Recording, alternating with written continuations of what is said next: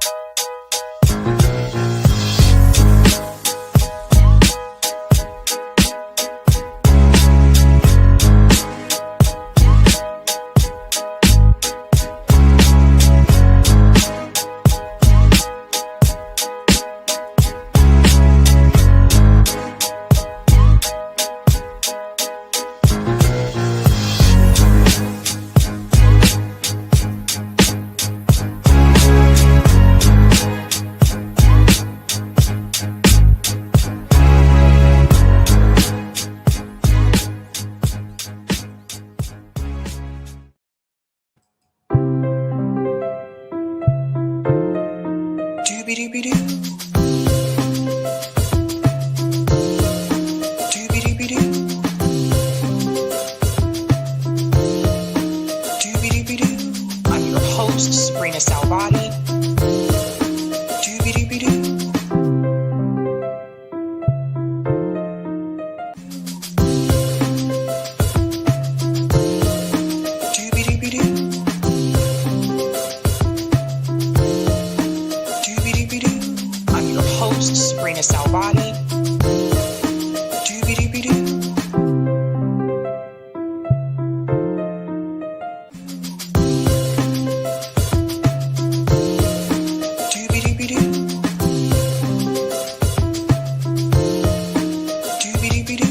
I'm your host, sabrinasalvati.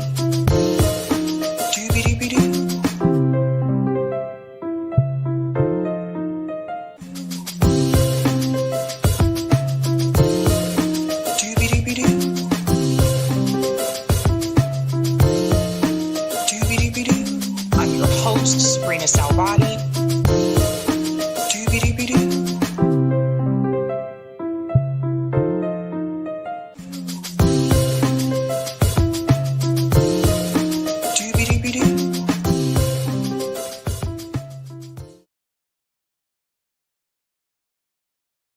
All right, ladies and gentlemen, welcome to Sabby Sabs podcast. I'm your host, Sabrina Salvati. If you're new, I want to let you know that Sabby Sabs podcast is a part of Revolutionary Blackout Network. You can catch me there on Thursdays for the Sabby and JB show, and you can catch me here on Tuesday, Thursday, and Sunday. I want to give a shout out to everyone watching on YouTube, Rockfin, Twitter, and Rumble. And welcome back, guys. We have a big show for you tonight.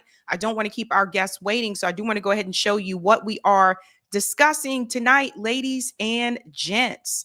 Tonight, yes, quite a bit to discuss, especially in the world of geopolitics. Scott Ritter will be here at 9 p.m. He'll be here a little bit later in the show.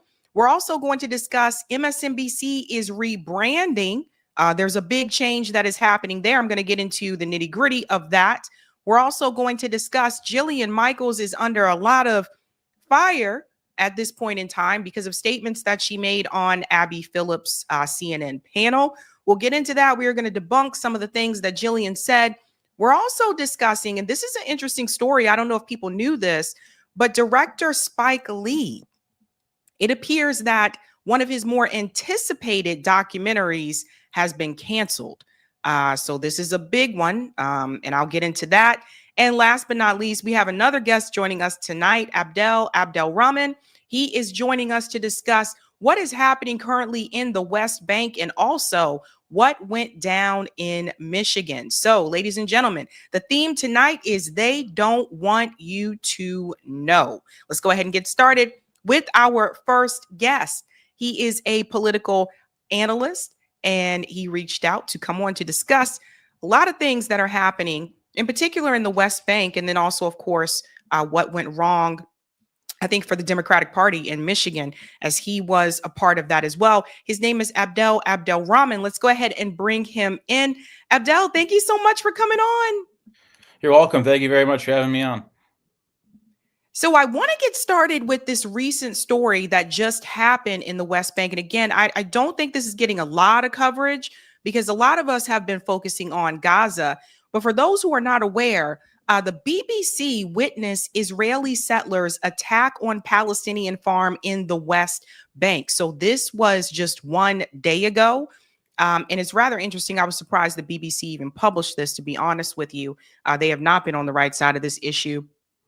But what it says here is that dozens of settlers charging down from the illegal outpost above his farm. They're talking about Brahman.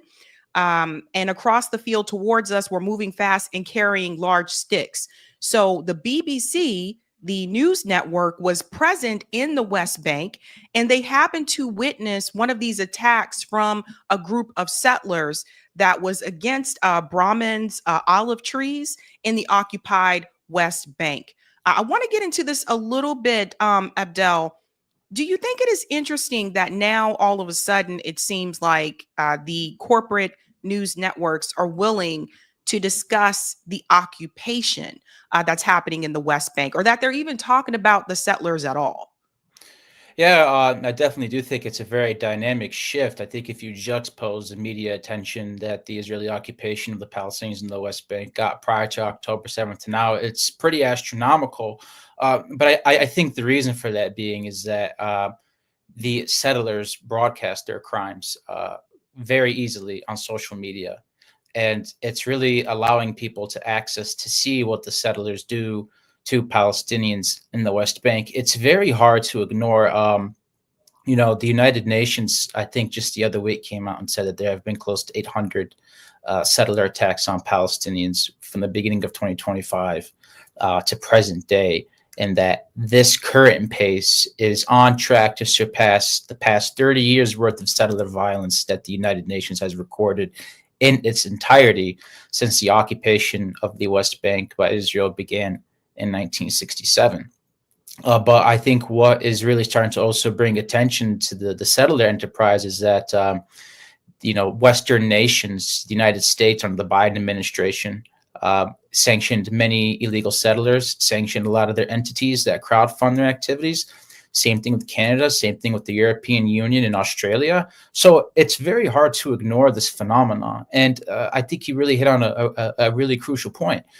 Yes, we are all focused on the genocide in Gaza, but we should make no mistake that Israel is using the cover of genocide in Gaza to ethnically cleanse the West Bank. And that is, being done with the settlers being an instrument of violence against the Palestinians. That's right. I do feel like it is forgotten about that while our attention is focused on one area, and meanwhile, like Israel is making multiple attacks. And I continue to tell people this has been going on for a long time.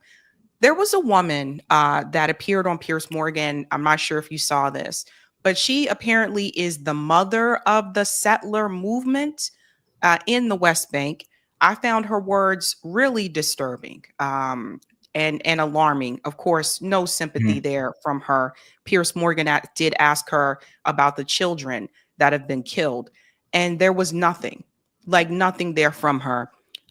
How did this even begin in the West Bank with the settlements, with settlers coming in and stealing Palestinian homes? Where did that all start? Well, to answer your first point, the godmother of the settler movement in the West Bank, her name is Danielle Weiss, and she founded the Nakhala movement, and she was also recently sanctioned by Canada, along with Israel's finance minister, Bezalel Smotrich, and they have the keen interest of ethnically cleansing the West Bank of Palestinians, same thing with Gaza, to create a greater Israel and essentially annex the West Bank and Gaza. To essentially create a land where it's just Jews. There are no Palestinians, there are no Arabs, there are no Muslims, there are no Christians, there are no otherwise. As it pertains to the origin points of the Israeli settler movement, you have to go back to 1967. Israel seized the West Bank in the Six-Day War. They also seized East Jerusalem.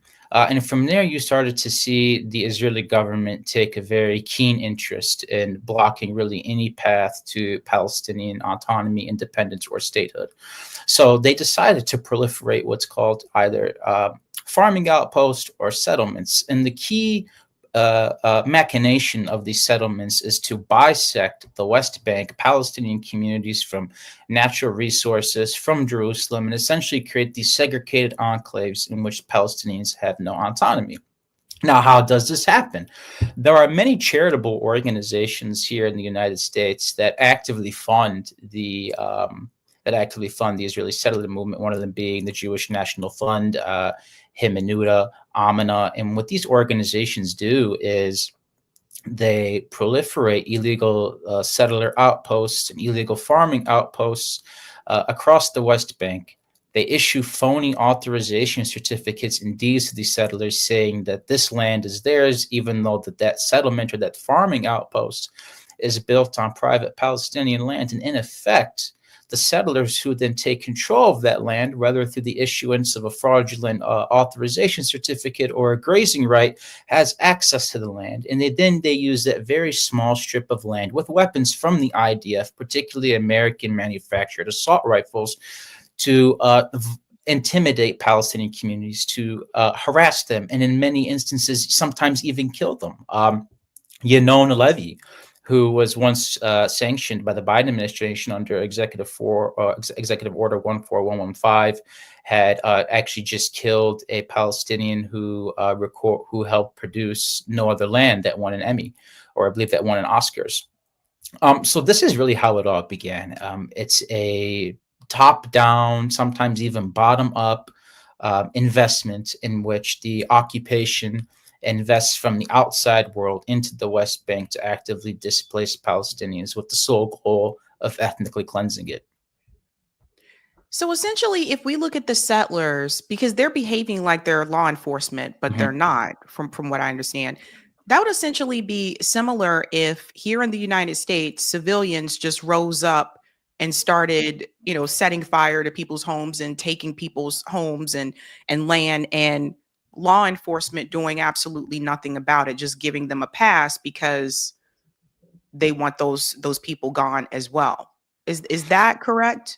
Absolutely. Allow me to take the analogy even further. Ta-Nehisi Coates wrote in his book, The Message, that when he visited the West Bank, it reminded him of Jim Crow and segregation here in the United States. And he even likened the occupation of the West Bank to South Africa, apartheid. Now, imagine this. Imagine you are an African-American woman in the 40s or 50s or 60s, and you see the Ku Klux Klan walking around your city. They're burning a cross on your front yard. They have a weapon. They're intimidating you, and they have the backing and the blessings of the local law enforcement, and they want to evict the Black community in that area to make it white only. Now, apply those specific set of principles to the West Bank as it pertains to these settlers. What the settlers are doing, under the blessings of both the Israeli Defense Ministry and the Israeli National Security Ministry, which is headed by Ben-Gvir, what they're doing is they're issuing weapons permits en masse to violent settlers or individuals who are not even fit to carry an assault rifle or a weapon. And what they're doing is creating what's called patrol units in the West Bank. And these patrol units are established across various outposts and across various regional councils which govern the West Bank. And imagine it as a bunch of Jewish vigilantes going around the West Bank, intimidating, harassing, and insulting and violently expropriating Palestinian land. And the government is aware of it, or the government of Israel, to be precise. Benjamin Netanyahu is aware of it. Bezalel Smotrich is aware of it. And they have essentially given the settlers carte blanche to do whatever they want to the Palestinians. So if the IDF can't, go house to house and kill all the Palestinians, and these violent settlers who are essentially acting as de facto vigilantes will. Yeah, it's one of those things. I think that it's really disturbing to me. The videos that I've seen, the things that I've read, I noticed they have a tendency to also burn the farms, so that they can't produce food in whatever way. It's so obvious to me, as a Palestinian American. How do you feel currently, particularly in the US, where you're seeing all these different rulings that are coming from, whether it's the ADL, whether it's from APAC, all these things that are being pushed forward in favor of Israel and against the Palestinian movement? Well, it's the dystopian, draconian, and authoritarian. There are simply no other words, and I think the reason why you're seeing APAC and the ADL scramble to pursue legislation or kind of create like this de facto thought police is because they know that public sentiment has turned against them. That the United States, many Americans, even those on the right who once were their most adamant supporters are no longer Zionists. They no longer believe that the United States and Israel have shared values or a mutual partnership which benefits both nations. I would say my individual feelings of it is that I've grown quite numb to it. I think for the past 2 years, and seeing the United States essentially have unwavering military support for Israel as it commits genocide in Gaza is harrowing. But we also have to remember that prior to October 7th, there's 50, 60 years of U.S. foreign policy that has supported Israel, has supported the occupation of the West Bank, has supported creating Gaza into an open air prison. And I do think that you are starting to see a lot of initiatives from the Arab community, from human rights organizations, and from independent media itself, really taking a stand against this. Because I think corporate media has a very big hand to play in kind of covering for Israel and whitewashing their crimes. And this is why shows like yours and Glenn Greenwald or others are gaining popularity because they won't platform a voice like mine because they're scared of my narrative and they're scared of the truth that I espouse and other Palestinians.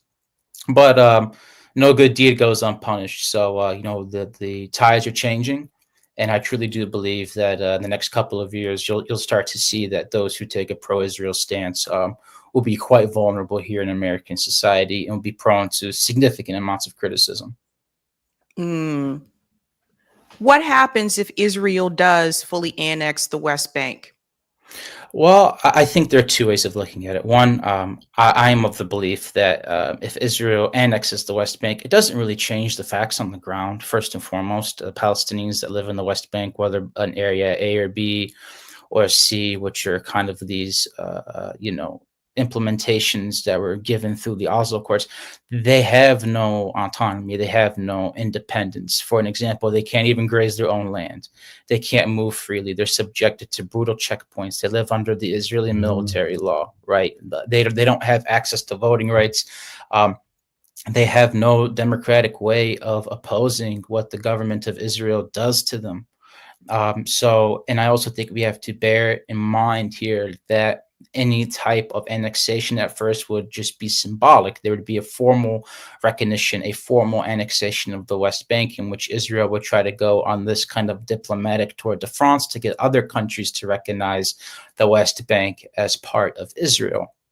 Now, if annexation does indeed occur, which I believe it occurred about 20 or 30 years ago, this is going to embolden and incite settlers to behave more crazed and more violent than they are now. And you might say, how is that humanly possible? Well, I think the past couple of years have proven that it could always get worse. So as it pertains to changing the reality on the ground, annexation really doesn't change much. The government of Israel is saying it.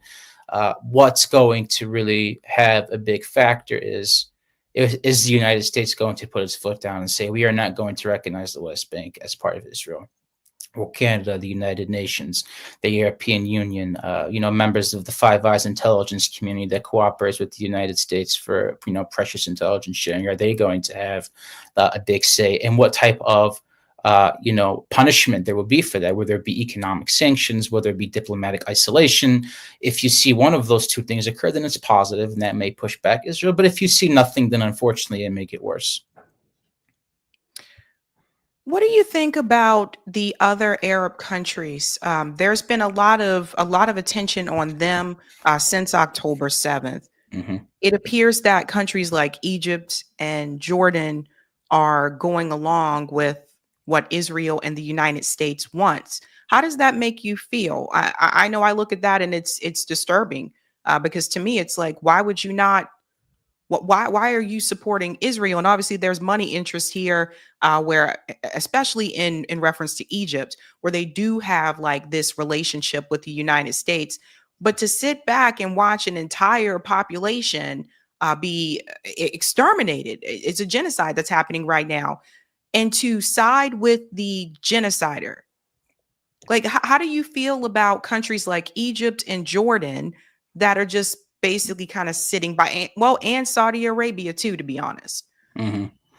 Well, I think as it pertains to Jordan and Egypt, they're significantly hamstrung, and they have no political or military maneuverability in this case because they're incredibly reliant upon the United States for security guarantees, for military guarantees, and Israel is also a benefactor of that alliance because much of um, the relationship between the U.S. and Egypt and Jordan is contingent upon how friendly those nations are with Israel. So, in effect, deciding to not recognize Israel anymore or attacking Israel would probably have dire consequences for those respective countries, and they know it.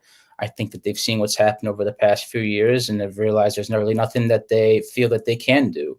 How does it make me feel? Well, I'm not surprised. I'm really not surprised at all. One being is that in 2008, 2009, 2012, 2014, 16, 18, 2019, 2021, and 2022, Israel violently assaulted Gaza, and Egypt and Jordan, didn't really do much to stop it. Did they play some type of diplomatic role in ending the hostilities? Absolutely. But they didn't, kick out the Israeli ambassador to their respective countries. They didn't tear up their peace treaties. They didn't find other avenues of diplomacy.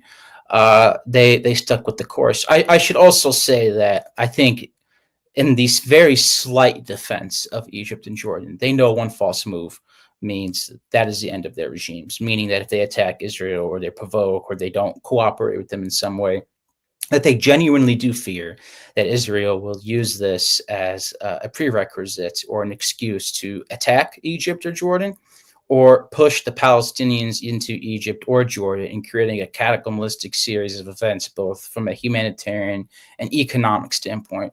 So that's what Jordan and Egypt are faced with right now, is this conundrum of do nothing and hope the United States simply puts its foot down, or it does something and essentially upends its own stability internally.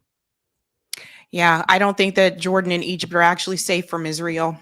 When I look at that Greater Israel project that Netanyahu loves to flash in front of Congress, I think I predict that Israel. I just don't think that they would stop a Gaza in the West Bank. No. We already see them going after Syria and things like that as well. And I predict that Israel will go into Jordan, that they will go into Egypt. Like, it's just, and I believe the United States government knows this. I believe the U.S. government knows. I feel like when I talked to Brian uh, Berlatek, he was trying to explain to the audience that the foreign policy decisions were made years ago, especially in reference to the Middle East. So I feel like they may think that they're safe, but I don't think they are. Um, I think it's too soon to say whether or not Israel will invade Egypt or Jordan, and I think that's why they've done nothing, is because they know that any attempt will essentially mean invasion. Um, but I think to kind of accentuate your point about these foreign policy decisions being made a long time ago, the Arab and Gulf states have a treaty with the United States where essentially they have a memorandum of understanding that their militaries cannot have both a quantitative and qualitative advantage over Israel, meaning they can't have more F-35s or F-16s. They can't have a bigger military, a bigger missile stockpile. So from a legislative standpoint, the United States has worked in conjunction with Israel to keep the Middle East very weak. Yeah, I can see that. I want to pivot to Michigan. There was something that you said here I want to show everybody because I think some people are still trying to figure this one out. Although I will say that, Butch Ware did warn people last year that they were not going to win Michigan. You said here, I covered the elections from Michigan last year and wrote about how the Arab Americans were feeling. Democrats dropped the ball in Michigan, but they were unwilling to break with Biden's horrendous policies on Gaza. this left an opening for Trump, allowing him to win the election. Let's talk about this, because this is Mhm. something that I think I definitely did not understand last year, where there were some Arab Americans in Michigan that publicly came forward and said that they were going to support Donald Trump. And I that was baffling to me. I didn't think Kamala was going to stop sending weapons to Israel either, because she made that very clear in interviews that she would not withhold weapons to Israel. She wouldn't call it a genocide. There's a number of Mhm. things that we could go through that we've gone through before on this show. But I think what was surprising to me was when there was a group of Arab Americans in Michigan that said that they were going to be supporting Trump. And then I saw that Donald Trump came to either Dearborn or part of Dearborn. He He came to came there. Dearborn, yeah. He came to Dearborn, but Kamala did not. What happened there? What happened in Michigan? Give us the lowdown. So we have to kind of start from October 7th and then go kind of all the way up to, roughly about October of last year. As we both know, the United States began arming Israel very violently to support its genocidal campaign in Gaza. And in many of the swing states across America, there are highly concentrated populations of Arab Americans, particularly in Michigan. There are about approximately 420,000 Arab Americans in Michigan, many of whom are Muslim, and some are Christian. With that said, there was this feeling amongst mainstream Democratic elites and corporate media that, Biden's kind of unapologetic support of Israel would not be consequential at all, would not bear any type of electoral consequences for the Biden campaign and, in effect, Kamala Harris's campaign. They felt that the Arab American vote was inconsequential. And that most Americans and also the Arab American community would rather just vote for Biden over Trump. Well, here's what they did not understand, is that Arab Americans for the past 20 plus years prior to this great shift, as I call it, were supporting the Democratic Party in wake of the September 11th attacks on the United States and how kind of hawkish the Republican Party came, and that essentially moved the Arab American vote from the right to the left. Well, Arab Americans felt that Biden and Harris and continuing these genocidal policies and not enforcing U.S. law as it pertains to weapon shipments, they were behaving no differently than, let's say, Bush or Dick Cheney. And you had the birth of the uncommitted movement here in Michigan, and which really try to put pressure on the Democratic Party to essentially say, Palestine is a significant voter issue, not just for Arab Americans, but for Americans, and we will not support you unless you break away from Biden's policies.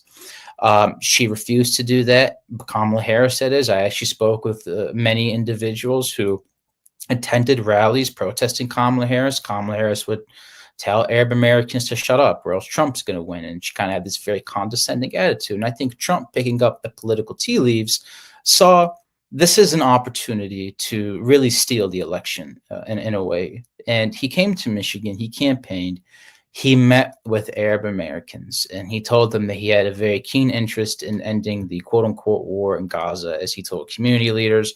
I spoke with people close to his campaign and his administration. There were many Arab Americans who were working on his campaign, trying to lobby Michiganders to vote for him.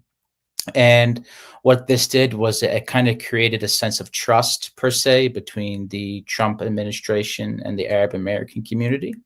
But I also want to kind of debunk one myth. I think there were more Arab Americans that decided to not vote than to vote for Donald Trump. Yes, those who voted for Donald Trump, but for those who just simply decided not to vote, they voted because they were sick and tired of seeing these genocidal policies in Gaza.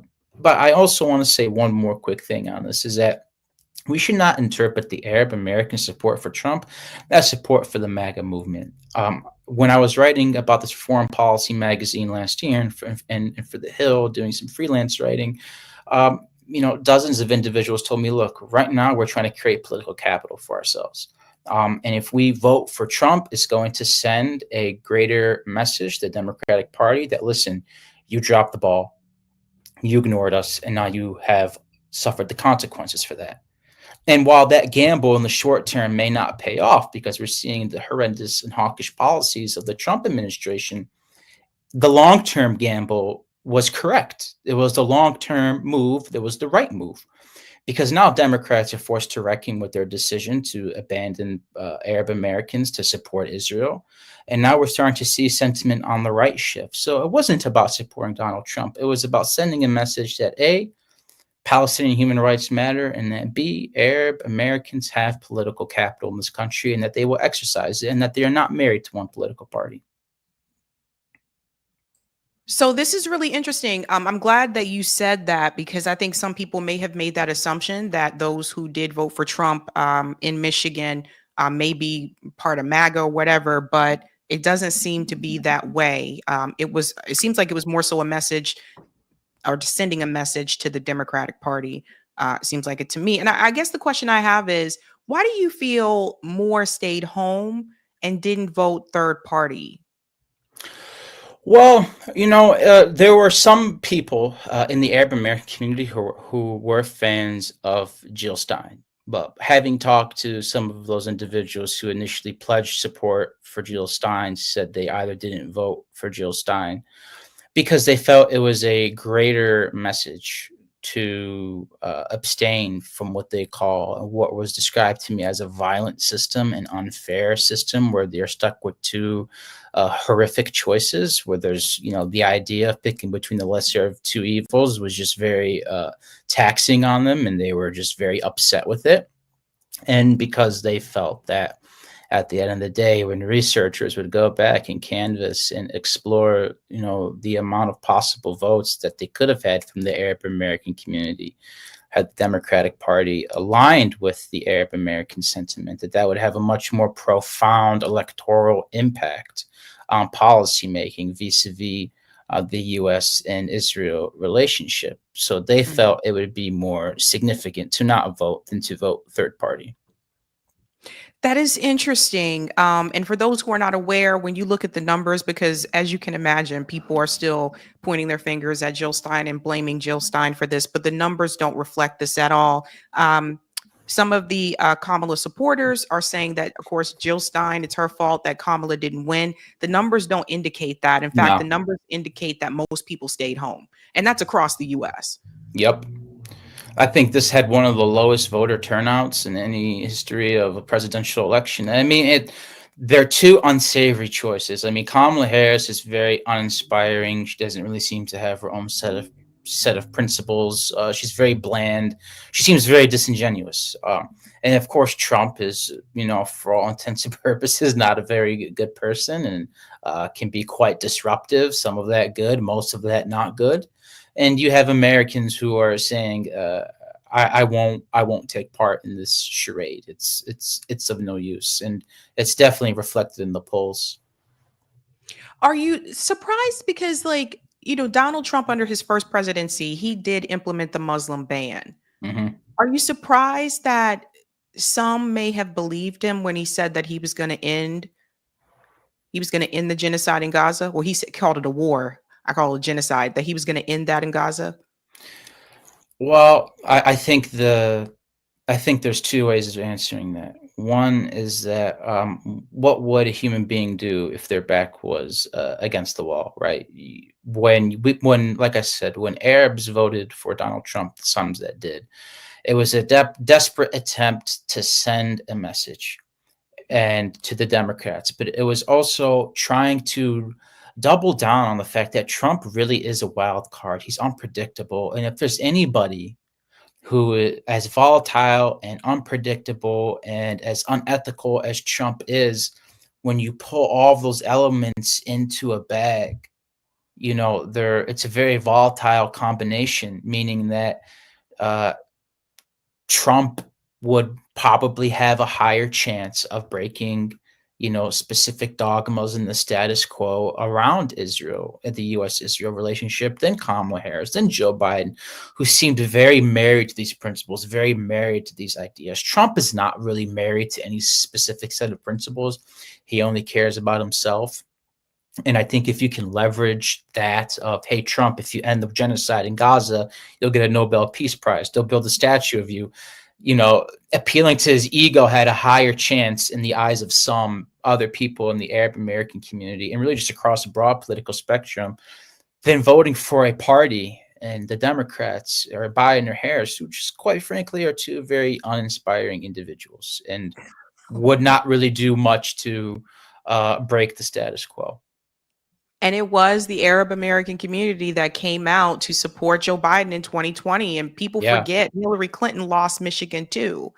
And it's like, so I don't know, it's like they're biting the people that their own supporters, the people that are coming out that help them win, and that's who they turn their back against. And Yep. I tried to give people this morning, and I just think that, and I still go back to it. Some people still disagree, but I do think that if Kamala would have said, no, I'm going to withhold weapons from Israel, I think if she would have allowed a Palestinian American to speak at the Democratic National Convention, I think if she would have called it a genocide, she probably could have won Michigan. No, she would have won the election resoundingly. A lot of polling suggests that the Institute for Middle East Understanding Policy Project did some survey polling across swing states, and they came to the conclusion that Gaza had a very big factor in determining the outcome of those elections and the outcome of the election in those specific states. And if Kamala Harris just simply broke from Joe Biden, she wins the election. Because, and I actually wrote about this too, covering it, union workers here in the Midwest are kind of like the backbone of the Democratic Party's constituency. And it's typically the unions in the UAW and so on and so forth, and the teachers' unions that support Democrats. And some of those unions actually broke from Kamala Harris because of Gaza. And they came out and they actually just, many that I talked to said, we didn't vote Democrat because of Gaza. I mean, hardworking Americans don't want to see their tax dollars fund a genocide. So it's not just me saying this. I could go and poll you right now, 20, 30, 40 average Americans who have just ordinary names and ordinary backgrounds who says, yeah, the images of burned children, starved children, of Israel of soldiers videotaping themselves blowing up houses for no reasons, mosques and dialysis centers, it struck a nerve because they're working and they can't get by. But yet they have the Treasury and the State Department of Defense has all this money for war, but not enough for its own people. So that was also a big sentiment, which, hamstrung Kamala Harris in the past election. How did you feel knowing that there were members of the uncommitted movement? I saw the videos where they were outside of the Democratic National Convention, basically kind of staging a sit-in, kind of begging Kamala Harris, like, please let one of us come up and speak. From what I understand, there was one that had a speech that was already written and from what I understand, approved. How did that make you feel as a Palestinian American that they allowed an Israeli couple to come up there and speak on the stage, but they wouldn't allow a Palestinian to speak on the stage? Well, it's Palestinian eraser, right? They don't see us as human beings. And I would also say that about the Republican Party too at the time. So it's not just the Democrats. It's, indicative of the entire American political system. They don't see Palestinian lives as valuable. They don't even, it doesn't even register on their radar. Because if they had even one shred of humanity for our people, they would have allowed a Palestinian speaker. But even more materially, if they cared, they would stop the suffering in Gaza. They would enforce the laws on the books. They would impose an arms embargo for Israel's several violations of Lehi law, which means that you cannot use U.S. weapons to commit war crimes. It's several violations to Section 620I of the Foreign Assistance Act, meaning that recipients of U.S. aid cannot block humanitarian aid from entering a conflict zone. If they cared at all, if they saw us as human beings, if they viewed our lives as precious and as equal as Israeli lives or Jewish lives, then we wouldn't even be having this conversation. Yeah. This is true. One more for you, Abdel. How did it make you feel to see thousands, hundreds of thousands of people rise up in the streets to protest against Israel and for a free Palestine? It's encouraging because public sentiment is turning against Israel, and lawmakers are going to have to, be aware of that. Politicians are going to have to be aware of that come 2026 during the midterms and in 2028. I think both Democrats and Republicans now understand that they can't go back to the things that things were before, right? They cannot be unapologetic defenders of Israel. Many Americans, whatever the reasons may be, whether it's out of empathy for the Palestinians or just wanting to be, military restrainers or just want not to be involved in foreign wars, they don't want anything to do with Israel. And, I think a lot of people are recognizing that now. So it's inspiring, it's optimistic, but change can't come soon enough because I really do worry what's going to happen to us Palestinians come 2028. Abdel, thank you so much for your time. Can you tell everybody where they can find your work? Yeah, you can follow me at on Twitter at AbdelA1924. I also am the host of my own podcast, Uncharted Territory, which I release weekly episodes focusing on the pro-Palestine movement and anti-war movement in the United States. You can also find me on Substack, TikTok, and Instagram. Awesome, Abdel. Thank you so much for your time. You too as well. Thank you so much. Bye. Bye. All right, guys, that was Abdel. Great guest to have on there. I'm trying to make an effort to make sure I bring on more Arab Americans to talk about it from their perspective as well. And I know I bring on a lot of guests, but I do want to make an effort to do that so you can hear how they feel and where they're coming from.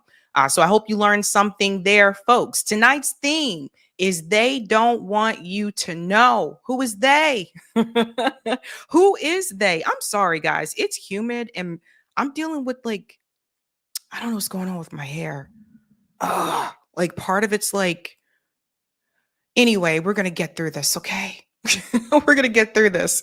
Yeah, great guest to have on, folks. We have quite a bit to get into tonight. Scott Ritter will be joining us later on as well. He's going to give the Russia-Ukraine perspective. Scott Ritter was just in Europe, so we'll get to hear about that as well. First and foremost, I do want to give a shout out to everyone who is a Sabby patron. Thank you guys so much for your support. Really do appreciate you, fam. Hey.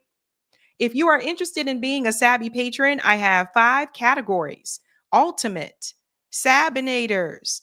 Don't forget about the Sabsters. And of course, there are also Sabbies. We also have a group called Members. All of their names are listed here, and you can also see their names scrolling across the bottom of the screen there on the ticker. So tick away. Thank you guys. Thank you so much. Really do appreciate all of your support. Yeah, I know, man. Someone said it in the chat. They said, Sabby, you got the 90s look going on. Yeah, I know. It's I'm bringing back jean shirts. Let's bring them back. I'm bringing back the jean shirts, damn it. We're going to bring them back in style. I have the big hoops too somewhere, but I didn't want to wear those tonight, but just going back to it. Okay, the theme is they don't want you to know. And what is it that they don't want you to know? We're going to get started with this next story here. If you haven't had a chance to do so, smash that like button. Thank you. And if you're new, don't forget to like, sub, and share, just like a Care Bear. Thank you so much, folks. Thank you so much. Oh, no, it's not everything beige. Charles said, although 90s was very, very beige, everything. Was it? I don't know. Like for the females, we had the jeans. People used to wear overalls at one point. Bring back the slap bracelets. We can do that. We can bring back the slap bracelet. I can't bring back the 90s prices. I wish I could. Can we bring back gas prices of $1.99? I could try. I wish. Okie dokie. Let's get to some of the comments here. Thank you, Mark. Sab, how long has it been since Fred Hampton left us? We started in 2021.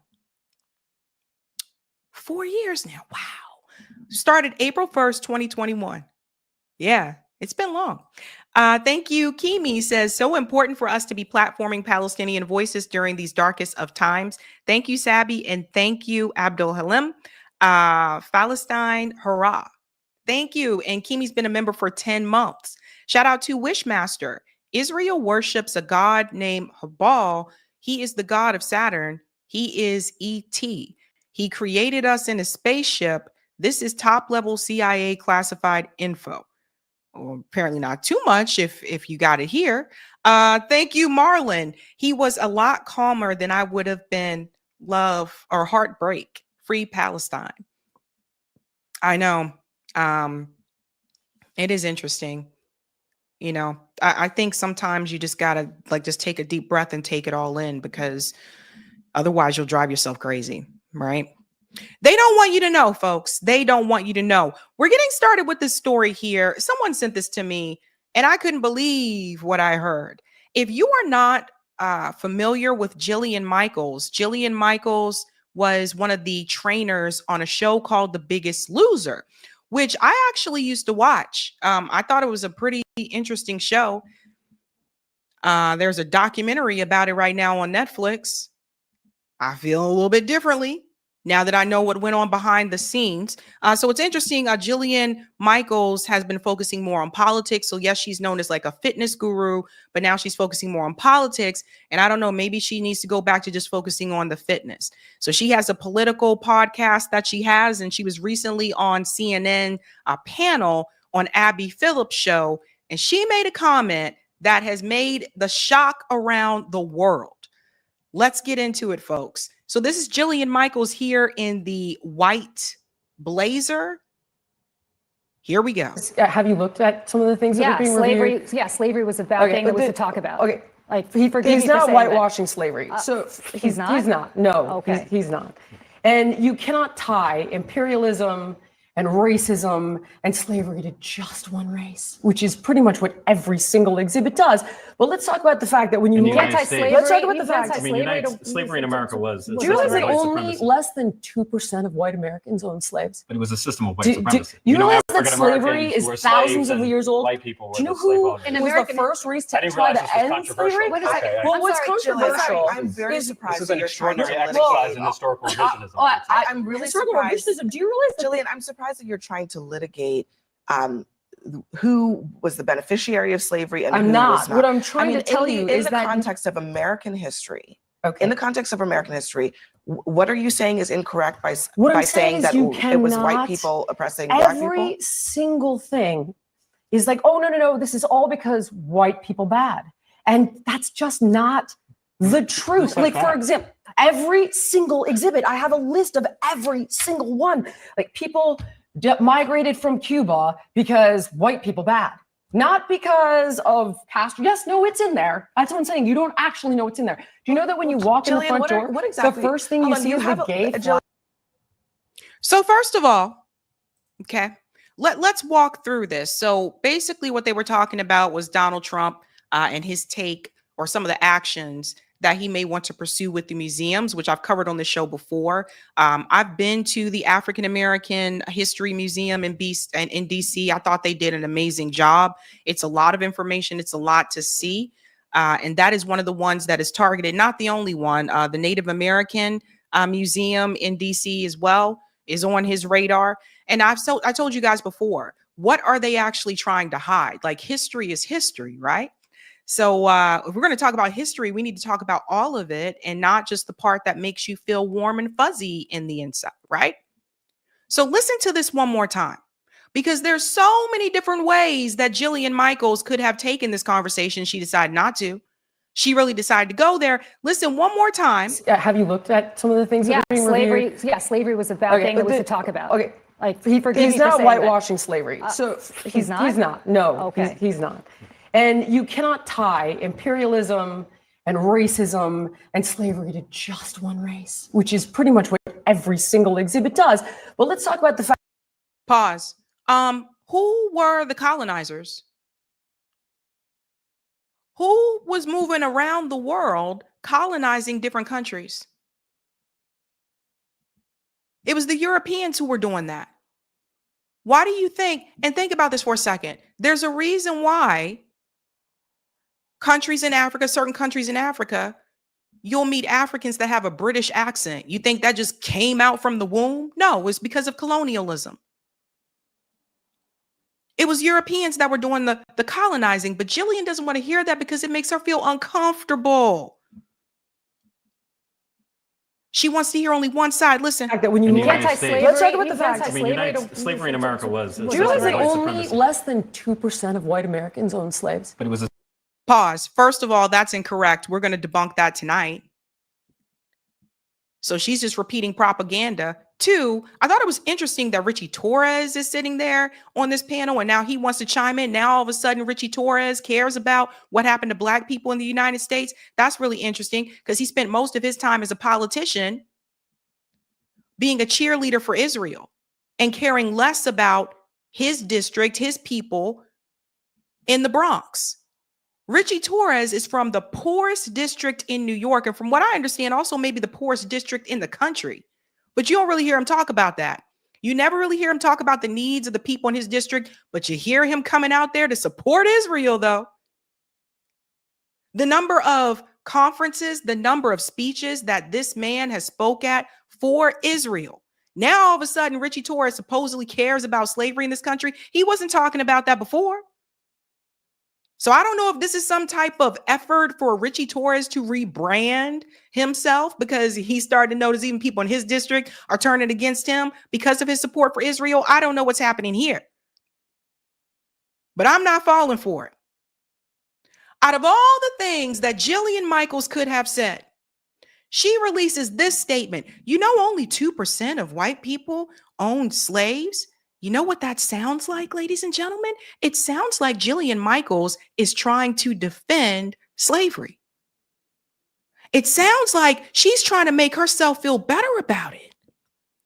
Because if you sit there and you tell yourself, well, it was only this percentage, that makes you kind of wash your hands so you don't have to feel any shame or any type of guilt. That's what she's doing. Of all the things she could have said, she could have just ended it with, well, I don't think that he is trying to whitewash slavery. But no. She had to take that extra step and add that part in. Then she went on to say this. System of white supremacy. You realize that African slavery Americans is were thousands slaves of and years old? White people were Do you know the slave who owners. was American- the first race I to didn't try realize to this was end slavery? controversial. Wait a second. Okay. Well, I'm what's sorry, Jillian, controversial I'm very is Because slavery is thousands of years old and because other people own slaves, Jillian Michaels does not think that we should talk about what happened to slaves in this country in the context that it's been spoken in. She doesn't think that you should do that because it happened in other places. Chattel slavery happened here. Do people not understand that? The transatlantic slave trade was the only time that it was based solely on race. But she don't want to say that. She don't want to go there, you know? So whether you're conservative or what, I don't give a damn what the hell Jillian is today. At some point, you got to have common sense. And I don't know, it's probably not the best thing to say. When you're talking about slavery, to throw that out there, well, you know, only 2% of white Americans own slaves, but they benefited from it. That was 400 years of free labor. And all of them benefited from it. Slaves didn't benefit from it. They weren't even considered people. They were property.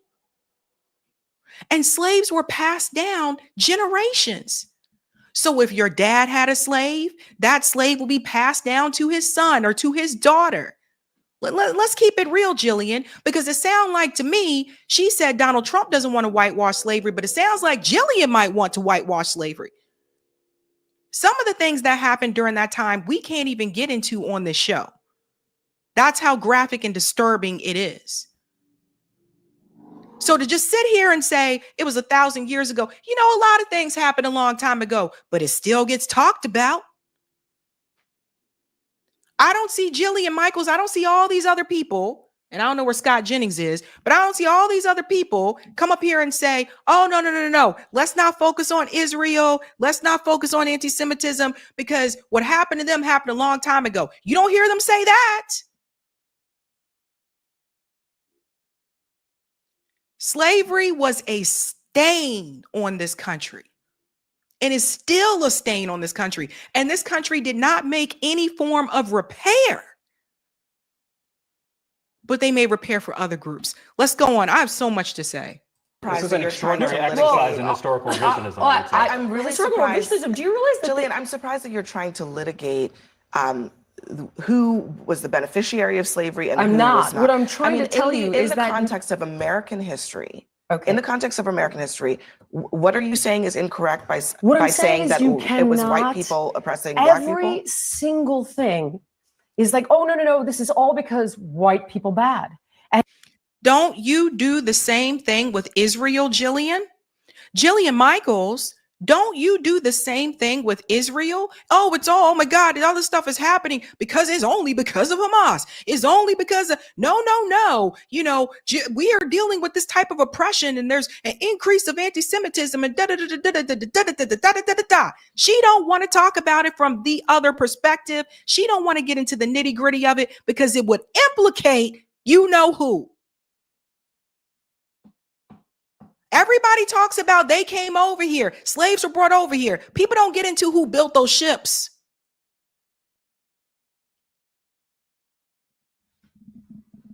But I don't think everybody's ready for that conversation. Jillian sure isn't ready for that conversation. So this is to make her feel better. And the nerve and the gall of her to say it on a black woman show. She's saying this on Abby Phillips' show to her face. And that's just not the truth. Like, for example, every single exhibit, I have a list of every single one. Like, people migrated from Cuba because white people bad. Not because of Castro. Yes, no, it's in there. That's what I'm saying. You don't actually know what's in there. Do you know that when you walk in the front door, the first thing you see is a gay flag? Then she gets into Cuba. This is just bad. This is just bad all around, right? So let me show you a little bit here because I think, we need to get into the nitty gritty. Here's what they don't want you to know. And even Dropside News, they got into this. The only 2% of white Americans own slave line is misleading. It counts the entire white population, including women and children, not households. You see this? You see how Jillian just repeats rhetoric? About 8% of all white Americans lived in a slave-owning household in 1860. 25% to 30% of white households in the South owned slaves. In parts of the Deep South, the rate is even higher. And I'm going to show you the video of this so you can see this for yourself. Slave ownership was concentrated among wealthy whites, but the entire white social order benefited politically, economically, and socially. And this is the part that Jillian also doesn't want to say. This is, again, what they don't want you to know. They benefited from it. When you have free labor, you benefit from it. Could you imagine? You have people picking your cotton, cooking your food, bathing and clothing and caring for your children, and you paid them nothing. Growing rice. See, these are the things, again, you got to remember, I live down south. There's a reason why Charleston, South Carolina has amazing rice. Who do you think that came from? Who do you think did all those tobacco and cotton fields in North Carolina? That was free labor. And this is also a part of capitalism. We talk about exploitation today, but slavery was the greatest form of exploitation and the deepest, darkest stain on this country. I don't give a damn how long ago it happened, because you can talk about every other thing that happened a long time ago, but for some reason, when you bring up that one, it's a problem. Oh no, we're making people feel uncomfortable. It goes on to say, P.S. Jillian Michaels, after slavery ended, white supremacy continued was enforced through Jim Crow laws, lynchings, disenfranchisement, and segregation. So the system of racial oppression continued well into the 20th century. That also includes redlining, urban renewal, which was supposed to be a solution to redlining, which also was a failure. The war on drugs. The list goes on and on. Mass incarceration, private prisons, that whole complex. But Jillian don't want to get into all of that, right? And then this is another way that white people benefited. There was the Fugitive Slave Act. The Fugitive Slave Act literally required whites to capture runaway slaves even in free states. Thank you, Rana. She was responding to Jillian there. Fugitive Slave Act of 1850. Check this out. This new law forcibly compelled citizens to assist in the capture of runaways. It also denied enslaved people the right to a jury trial and increased the penalty for interfering with the rendition process. But Jillian don't want to get into that, right? And what made it worse is she doubled down. I'm denigrating all of humanity by pointing out that 98% of American white people in 1860 didn't perpetuate slavery. And in fact, many white Americans died to end it. It wasn't many. Let's flash back. It wasn't many. Because while some of them may not have owned slaves, they had no problem catching them. And they still benefited economically from a system of free labor. They benefited from it. This is the worst part about it. She doubled down. Now, let me show you something, okay? Since Jillian don't really want to go there. We're not done with you. We're not done with you, Jillian. Watch this video because this guy breaks this down so well. Big face Jillian Michaels he called her Big Face. Big face Jillian Michaels is a perfect example why history needs to be taught. Watch this.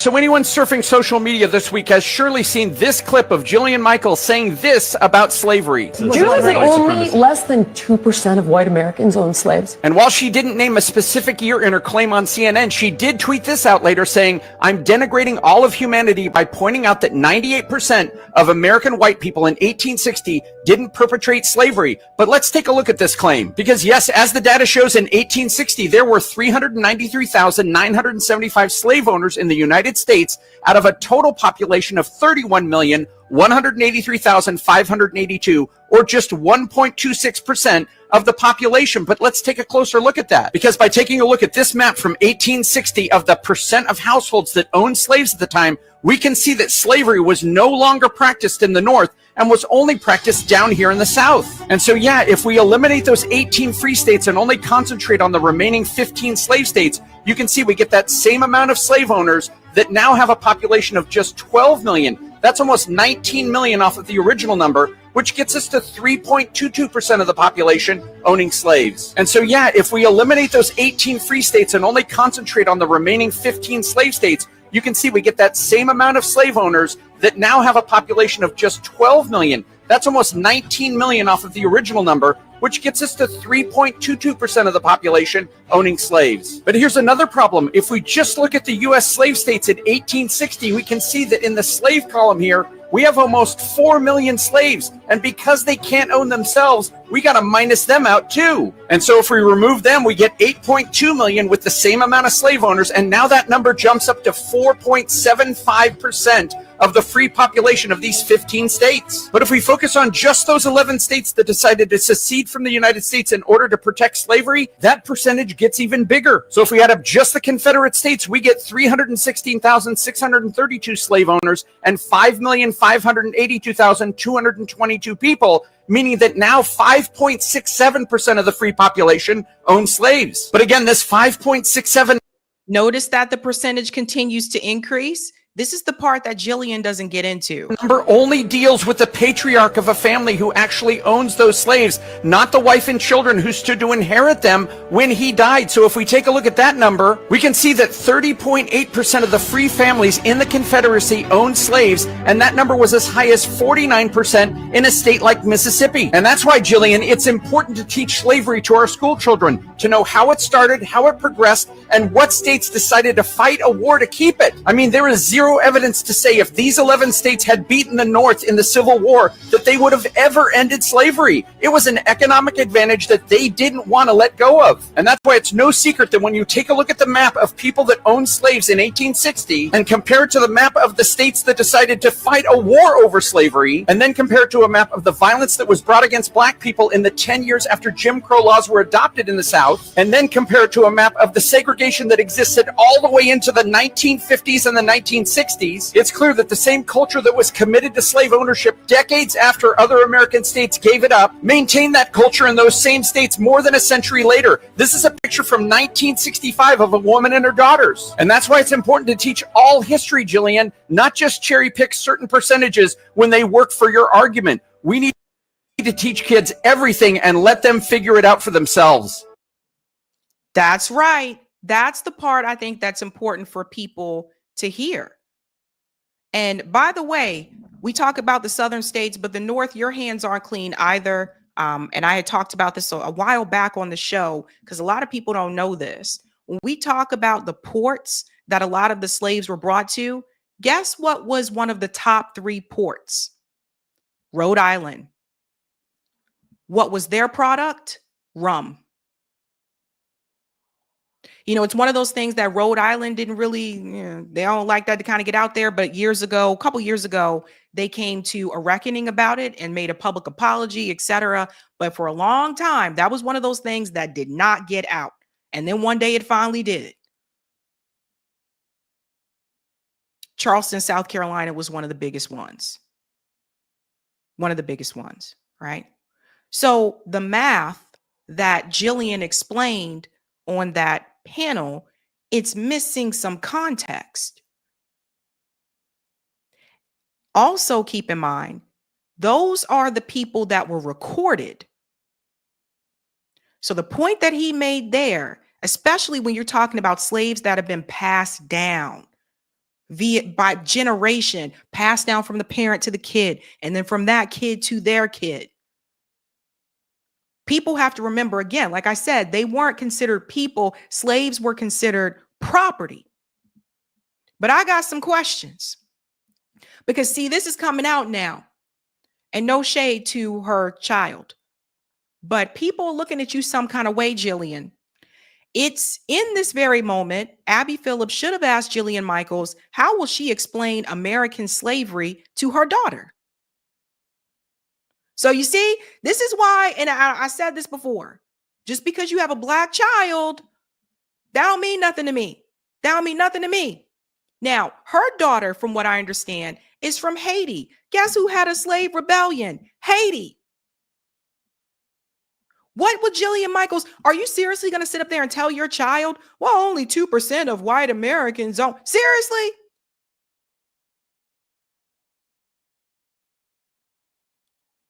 I worry about this.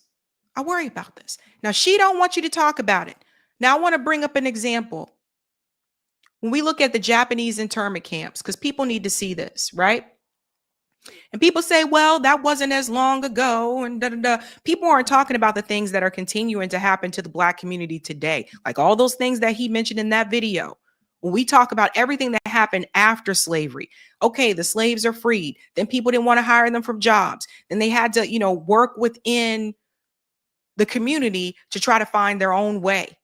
Building Black Wall Streets, white people coming and burning them down every time.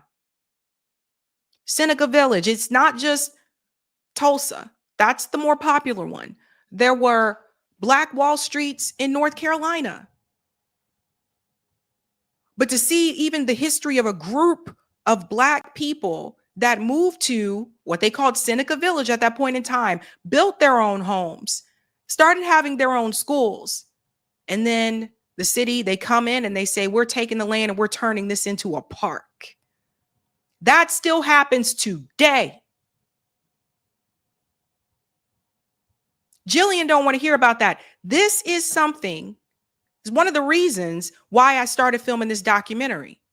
Because people need to see that what happened in the past, a lot of these things are still happening today, but they're done in a different way.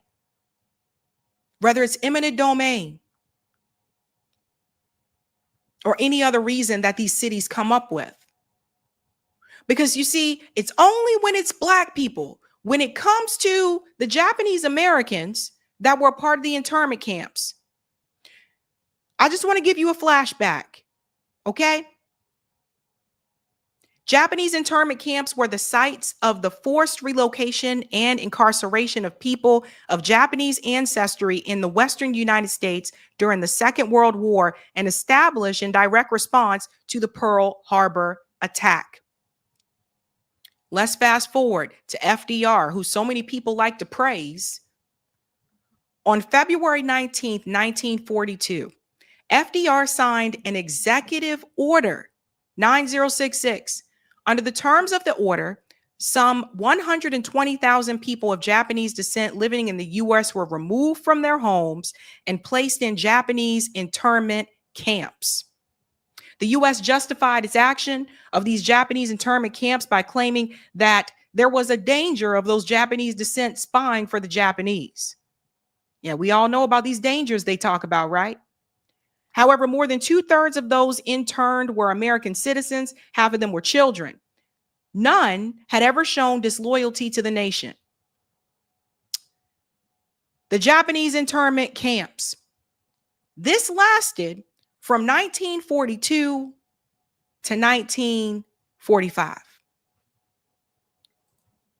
Under Ronald Reagan, there was repair that was implemented to the Japanese Americans that were a part of those internment camps, as it should have been. Not only was there repair, but there was cash reparations for them and for their descendants.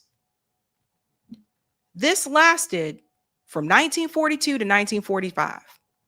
Slavery was over 400 years.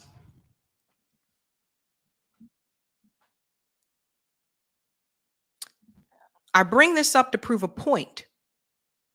We have done repair for other groups before. We continue to do repair right now. We had the story about Columbia University implementing cash payments, announcing that as of recently for Zionists at the university that said their feelings were hurt because of the pro-Palestinian protests. So as I have said before, it is one particular group that causes people to lose their crap.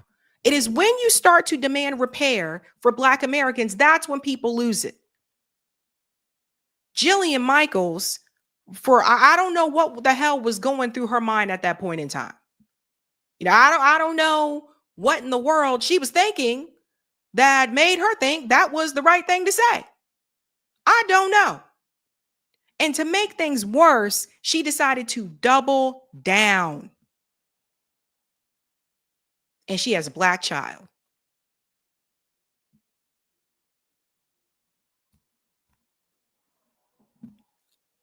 I know Abby Phillips has that show, and I know she probably want to keep her job, but I don't think I would have been able to keep my cool with Jillian after she said what she said.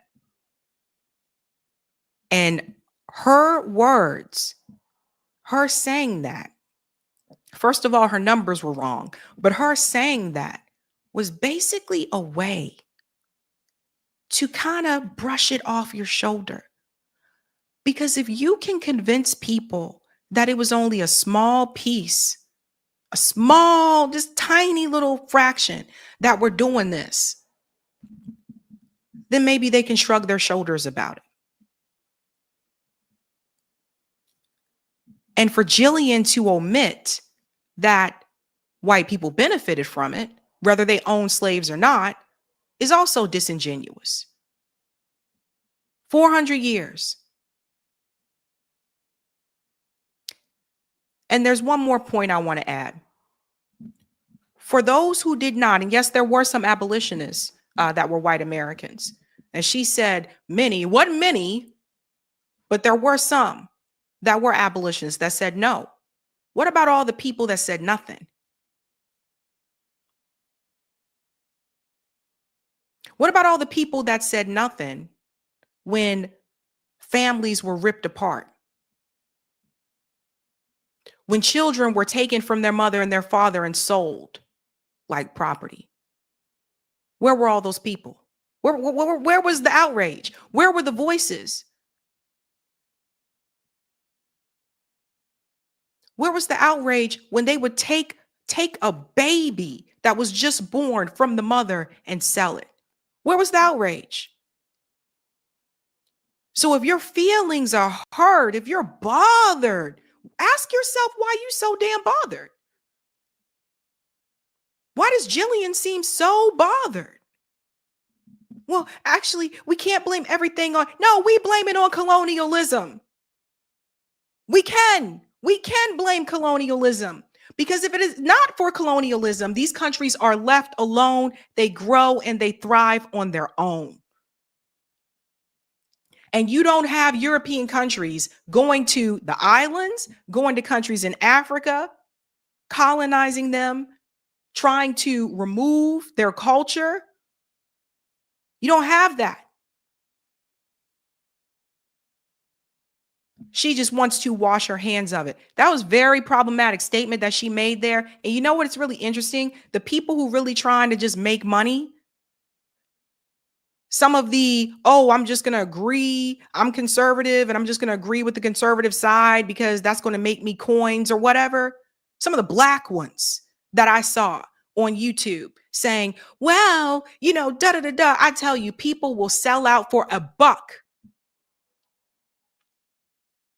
It's a damn shame. But I'm not one of them. You are not going to get that from me, period. Didn't even have her numbers right. Again, I don't know what the hell she was thinking, but that was not good for Jillian. Not good at all. So if you have the opportunity, and Eric, you can probably put the link to that video where the guy laid out the stats in the chat. You have the opportunity next time you want to watch that or share that with other people, you'll have that link to do so. Jesus Christ. Hey, I aced history class. I don't know about Jillian. Ay. Jesus. Let's go to some of the comments here. Thank you for the super chat, Roger. Yes, New York CD 15 is the poorest CD in the US SAB. Yeah, that's Richie's district. Thank you for this one, Roger. I feel like playing that song from Exhibit and Snoop in tribute to Jillian. The title had 2 words. The second word was please. Thank you, Marlon. Is she suggesting that the wealth gap was created by good people, not slavery, Jim Crow, and a caste system? No, Be Easy said if slaves could be captured in free states, then those are slave states. There you go. FM said those are cancellation words. Thank you, NK. The renting of enslaved people also hides how insidious slavery was. You can't forget to include the banks that insured slaves. There you go. Thank you, Marlon. My sister was born in 1962 without civil rights. I was born in 1966 with them. She act like we had equality the whole time. Exactly. Thank you, Over the Top. It is telling that white liberal feminists want to talk about women and historical property of men, but not black slaves, privileged hypocrites. I don't think she's liberal anymore. I think she used to be. I think she's like conservative now. But thank you, David. Today, tipping your waiter came about from white slave owners not wanting to pay black labor a living wage after slavery ended. Yep, that's why waiters are not paid minimum wage in this country. Let's get Roger's comment there and we'll get to the next story. Hey. All right. Thank you, Roger, for the tip on Rockfin. I hate having to depend on 2 non-freedmen to push back on her. If what sparked this was Trump taking down the museum, I say because of the information age amplified by social media and smartphones, they can't hide the truth. Look how X, YouTube, and TT broke legacy media. is why the tide turned against Israel. Like I said, we as freedmen communities should buy that museum. When whites speak of racism, they're talking about interpersonal racism. When we talk about it, we're talking about a system. It's either ignorance or willful ignorance. Black Wall Street in North Carolina, you're thinking of Wilmington, North Carolina, Sab. Jillian is the biggest loser. Yeah, that's another thing. You know, Jillian, I think you have other things to focus on at this point in time. Apparently, she has a lawsuit against Netflix because of that Biggest Loser documentary. You guys need to watch it. Watch it before it's gone. Watch it before it's gone, because they did not have some good things to say about Jillian. Previous Biggest Loser contestants did not have good things to say about her. So check that out. Focus on that, Jill. Focus on that. All righty. Let's get into the next story, ladies and gents. If you can do so, smash that like button. Thank you. Again, Scott Ritter will be joining us around 9 o'clock.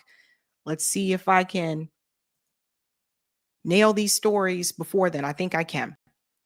All right. They don't want you to know. Director Spike Lee was making a documentary that I think a lot of people were waiting for. It was a documentary about Colin Kaepernick. And now it is being announced that ESPN, which was supposed to publish that documentary, has pulled out.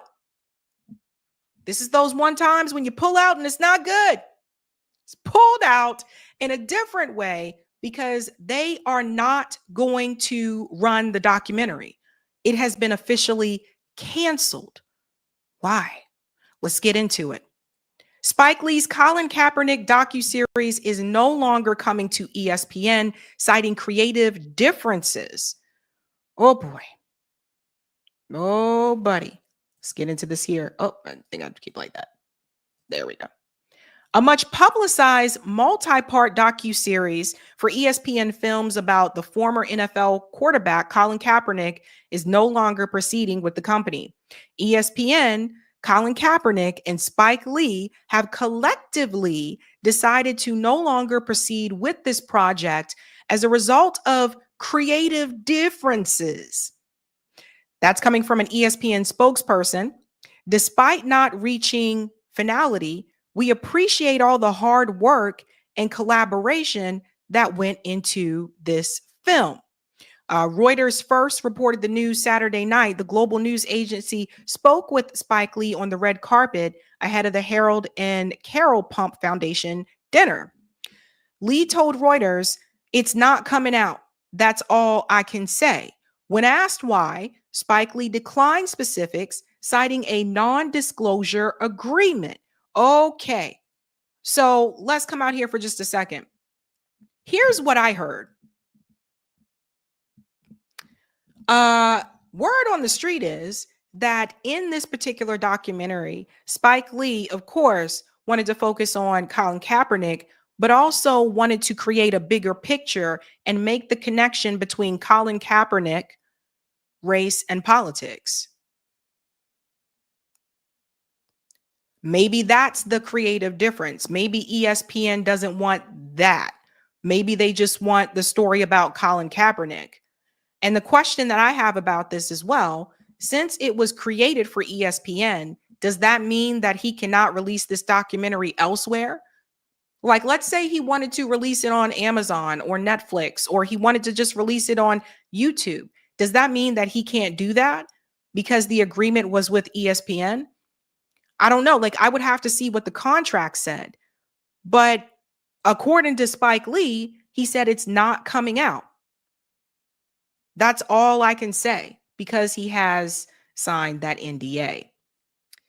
A source briefed on the breakup confirmed to The Athletic that it was due to creative differences, but the source declined to provide specifics, saying that the two sides failed to get on the same page over the years the project was in development. It is believed the series can still be shopped elsewhere. All right, that's good. I'd hope so. Over the years, there has been reporting about the production delays on the docuseries, and it was tentatively titled The Saga of Colin Kaepernick. Lee told the Washington Post in 2023, "We're still working on it. You know, when I got the call to do it from Cap, I said, of course, but it takes time. this is an opportunity for him to tell his story at length. But last September, it was reported by Matt Baloney what he noted as creative differences in the vision of where the focus of the docuseries should be between Kaepernick's story and a broader telling of the history of Black athletes in professional sports and social justice. Now, 3 weeks before the start of the NFL season, the project is done at ESPN.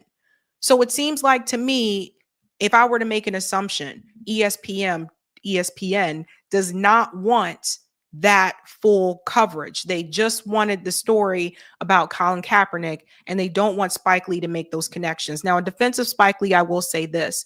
As someone who is filming a documentary, it's important that with a documentary, you are telling a story.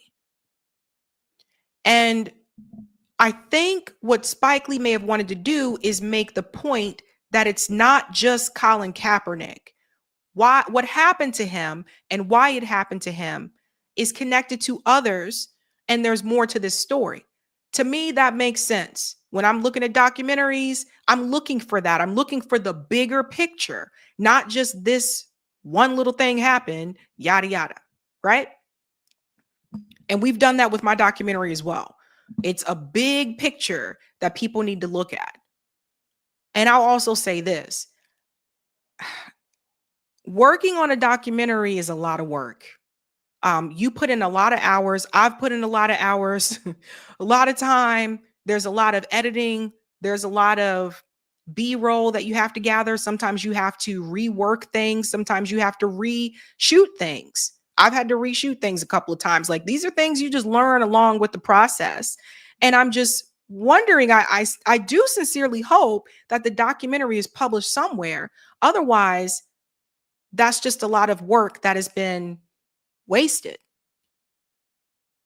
Now, I want to show you this because Spike Lee was just recently on Al Sharpton's show on MSNBC. I know, but he was just recently on there, and he's not talking about the documentary again because he signed the NDA, but he was talking about his new film with Denzel Washington, which he has another one with him. They've worked together quite a bit, called Highest to Lowest.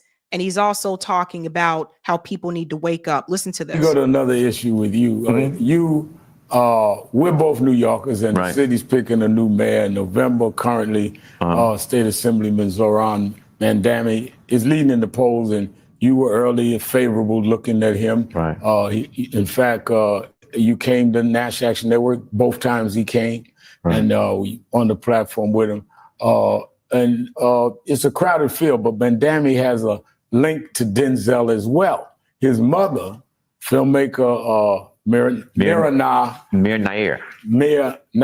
right, I got it right, directed Washington in the 1991 film Mississippi Masala. Pause here for a second. So do you see that there's Spike Lee right there behind Zoran Mandami? Which I guess doesn't surprise me because remember, Spike Lee did support Bernie Sanders. So he tends, he's more like progressive. He supports like the progressive policies. And then there's a part of me that wondered about this. What if this has something to do with it? Again, like I told you, it seems like he wanted to create a broader picture of not just about Kaepernick, but the connection to this has happened maybe to other athletes in sports as well, and bringing in that connection with race and politics. And now I'm starting to wonder, what if there was something in the documentary that Spike Lee said about politics that would support more of the progressive style of policy, and ESPN doesn't want that?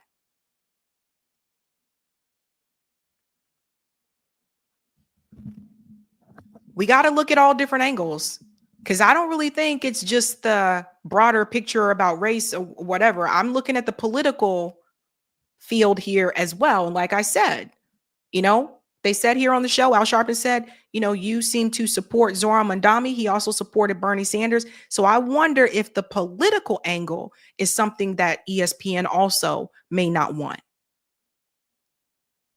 Something to think about. Masala, talk to us more about those relationships that people might know in the political world that factored into looking at somebody in a positive way? Well,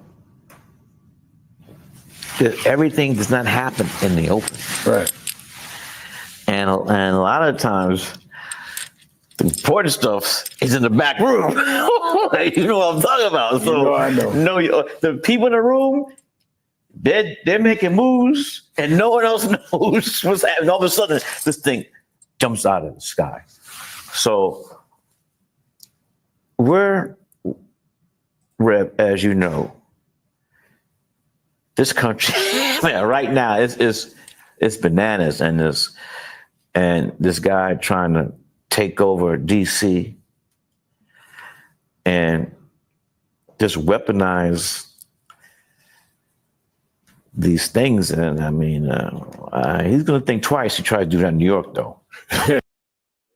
So this makes me wonder if it is the political angle. Now, I know some people said that, of course, I know he supported Kamala Harris in 2024, but he did support Bernie Sanders in 2020. So this makes me wonder if ESPN doesn't want the political angle. They don't want the politics. They don't want, because they may feel, well, that's going to alienate some of our viewers. We got conservatives that watch us. We got like Democrats that watch us. Maybe they don't want all that. Maybe they don't want anything that leans towards the progressive politics. Maybe they don't want any criticism really of Donald Trump on ESPN either. These are all things to look at. But this gentleman here is not happy either, because he said he was a part of the documentary and he's like, yo, what's up? I was interviewed by Spike Lee for Colin Kaepernick documentary. What happened to it? So, yeah. Let's go here. A number of people were interviewed for the documentary. I was likely one of many dozens, if not hundreds. It didn't matter if I was a small fry in an ocean of stars. You have to understand what Lee means to me.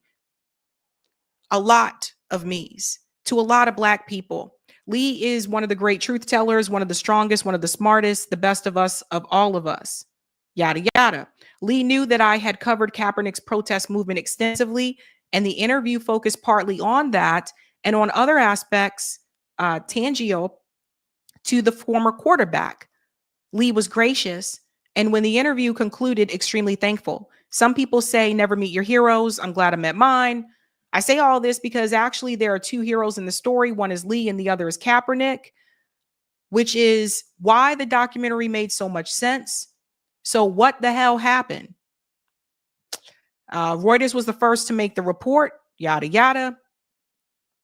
Lee said he couldn't discuss why because he signed the NDA. I don't know what happened. I'm not sure we'll ever fully find out. When I see the words non-disclosure agreement, that sounds like the secrets around why all of this happened won't be revealed anytime soon, if ever. When Lee says it's not coming out, does that mean ever or just on ESPN? Can the project be salvaged? I don't know. What I do know is that this is all incredibly sad and it is devastating. So yeah, he apparently is a part of that documentary. And so he just wants to know, is that going to come out? But I will say this, even if you are interviewed for something, that doesn't necessarily mean that you are in the final cut, right? So it's funny. I've had friends that have been extras before because they do extras calls here in Boston and stuff like that. I have another friend in North Carolina who is an extra. She's been in a bunch of these things. And sometimes the scenes that she participates in make it to the screen and sometimes they don't, so a lot of times, like sometimes people do edit and remove information. But I don't know. I would hope that the documentary would still come out. I don't know about the ESPN angle there though, but I just think that some of this is political. And I think that some of these networks, whether it's sports, whether it's news networks, I think some of them just don't want to rock that boat. And that could be what it is for ESPN. I think they don't want to rock the political boat. I think they just want to focus on the sports and not have people that are part of the audience say, oh, I'm offended because they talked about this particular, politician, that type of thing. So, King's Kid said the NFL don't want to be examined about how they really market their brand. Yeah, I just don't think they want this attention, guys. I don't think they want to go down that road. Yeah. Priest said, wasn't he the first to take a knee? What else did he do? I don't even know if he was the first ever, but yeah, Colin Kaepernick took a knee during the Black Lives Matter movement and continued to take one. He was not re-signed. And from that point, from what I understand, I do know that Colin Kaepernick has been organizing on the outside. He's donated money to organizations to help the Black community. I do know that. So he has become more of an activist, but he always had this wish that he would come back to football and continue to play as a quarterback. For those who are wondering about the stats, I can give you a little bit of tidbit from what I do remember, which is that Colin Kaepernick took over for, I believe it was Alex Smith, who was the QB of the San Francisco 49ers. When Alex got hurt, Cap came in. If I remember correctly, they made it to the playoffs. Was that the year they made it to the Super? I think they made it to the playoffs. Either they made it to the Super Bowl that year or the year after. I forget. But he did go to a Super Bowl. They lost against the Ravens. So it wasn't like Colin Kaepernick was a scrub. Like, he was able to get them there. I don't know, guys. I just don't think they want they want to deal with the political stuff. And I think that's what they don't want you to know, to be honest. That's right. See, people know in the chat. Red said they played the Ravens in the Super Bowl. Yep. I remember. I remember. Okay, ladies and gents, we have a quick announcement and then one more story before Scott joins us. So if you are in New Jersey this weekend, Saturday, I do want to remind you guys about the festival. Put this up on the screen. Don't forget, the Gray Zone is hosting the Icarus Fest. This is all day Saturday at the Williams Center. I will be moderating a panel with, I just found out the panel today, Katie Halper and Max Blumenthal. And I think Jeremy Lafredo is on that panel as well. So I'll be moderating that panel. But there's quite a bit of people who are going to be there. So if you're there, I'd love to see you. I'd love to meet you if you can make it. So Eric, you can put the link to this in the chat. I think Jimmy is doing a comedy show later, and all the others are participating in different panels throughout that day. So I will be a part of the Katie, Max, and Jeremy Lafredo panel that afternoon. And then there's like a dinner from what I saw. So Eric, you can share this with people in the chat just in case they want to. Yeah. So yeah, I'm really excited to be invited to that. I was not expecting that. So that's pretty cool. All right. We have one more story, ladies and gents, and this one's going to make you laugh, right? Because we can't have, or one more story before Scott gets here. This one, oh my God, I'm ready to laugh. So, okay. MSNBC has decided to rebrand. Has everybody heard about this? They are changing their name to MS Now. They are not going to consider using the peacock logo. They can no longer use that because they are not going to be a part of NBC anymore. Now, this goes back to that Comcast agreement where Comcast decided to kick MSNBC to the curb, basically. MSNBC's numbers are not doing well. They have not been doing well, especially since the 2024 election. After Kamala lost, their numbers started to decline. You know, they started laying people off, etc. We went through all that. We don't need to rehash that again. But yes, they are now MS Now.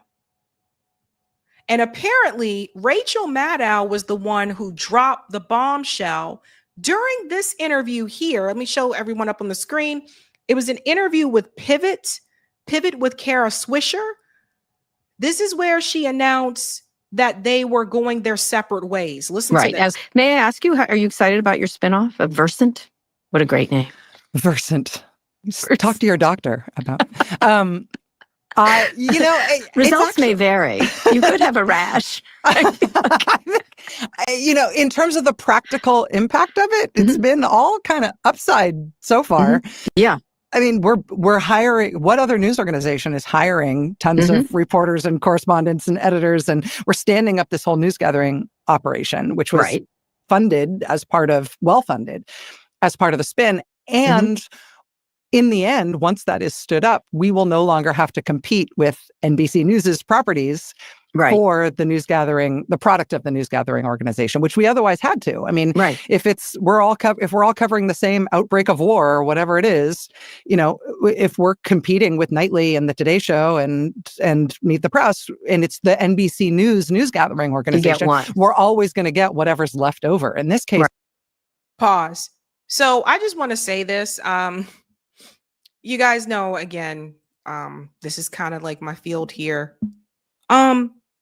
This is a PR move, right? So Rachel is talking about it as though it's a good thing. That's just a typical PR strategy. You don't want people to think that this is a bad move, right? You want to convince your viewers that this is going to be good. And, we don't have to compete with NBC anymore for news gathering. And here's the reality, folks. MSNBC's numbers have not been good. This is part of the reason why, like, Joy Reid was removed, along with, her coverage, some of her coverage on Gaza, but also some of those numbers, right? This is why they have been removing people, laying people off. We looked at the numbers right after the election, and it was not good. Same thing for CNN. CNN and MSNBC, they've just been struggling since Kamala lost that election. And a big part of it was because they created a lot of hopium among the American people and basically convinced them that Kamala had this thing in the bag. And that clearly was not the case. And I think if Kamala would have won maybe one or two of those swing states, then people may have felt a little bit differently. But the fact that she didn't win any, people were just like, you guys have been BSing us like this whole time, right? So people were turned off. People were turned off from that. So she is just giving the typical PR message, which is that, this is going to be a good thing because we don't have to compete with them anymore. Not really giving you the full story, which is that their numbers suck, which is why Comcast wanted them to go. So this all started with Comcast. I don't want you guys to think that MSNBC made this move on their own. Comcast made the move. They pulled the plug. It's all, we can apply our own instincts, our own queries, our own priorities to getting stuff that we need from reporters and correspondents. And so it's gonna be better once that's all stood up. Yeah. I like the cut of your jib here because half the people, I like that expression. I like to say it a lot. It sounds like what is I like jib? the cut of your jib. I didn't even know I had a jib. Everyone has a jib, Rachel. Yeah, I don't even know what this jib thing is all about. But that's where a lot of people found out when Rachel Maddow appeared on this podcast and made it very clear to everybody that they are going separate ways, that MSNBC is deciding to leave NBC and changing their name. And I want you to see what the name stands for. MSNBC to change their name to MS Now. Who came up with this name? MS Now. Ta-da! Amid spinoff from NBC Universal. And I just want to break down that name for you. MSNBC will change its name. Oh, whoops. I don't know. It didn't highlight what I wanted to highlight. Here we go. MSNBC will change its name to MS Now for My Source News Opinion World. My Source News Opinion World. In other words, they are basically, kind of telling you that the news that is presented will be their opinion. Am I misinterpreting that? Feel free to tell me. But to me, that's kind of which is kind of what they've been doing, right? All along. Haven't they kind of just been giving you this opinion or whatever? Didn't Rachel Maddow testify and say that she's not news? Her and Tucker Carlson, when Tucker was still a part of Fox, didn't they say they weren't news? That they're infotainment? So this is kind of their way, just MS Now. My Source News Opinion World. And why is it so damn long?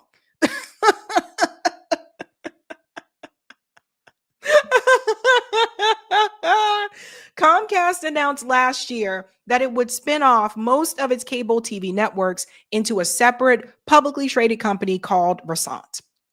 So I told you they were the ones that pulled the plug here. The branding change represents Versant's emphasis on building our individual identity and vision for the future while laying a foundation for the continued growth and success of our business. Okay. Here it is, MS Now. So they can't use the logo that they had anymore because they're not a part of NBC. So I guess this is their new logo. I don't know. My source, news, opinion, world. All of this is with them is opinion. And the peacock is synonymous with NBC and it's their symbol, so FYI. It goes on to say here, while our name will be changing, who we are and what we do will not. Cutler said in an internal memo, our commitment to our work and our audiences will not waver from what the brand promise has been for 3 decades. So in other words, new name, new logo, same BS. They'll still propagandize people. They will still gaslight people. That's not going to change. But I told you guys, the name changing and the rebrand, in my opinion, it almost comes across as though some of these corporate media outlets are trying to compete with, I think, some of the commentary on YouTube. And I don't even mean myself. I'm talking about people that have like millions of subscribers. They're trying to compete with that. And so what better way to do that than to, number one, change your name, do a rebrand, and convince people that you're kind of sort of independent and things are going to be different now. That's like the new trend, if people haven't noticed. But we know you guys still the same. We know you're still spewing the same propaganda. They're not going to change that. But they got to compete with that. It's not just what Rachel Maddow said, we got to compete with MSNBC or NBC for news gathering. It's not just even about that. Okay, I thought that was just a PR move, like I said, PR answer. It's also about competing with commentary on YouTube.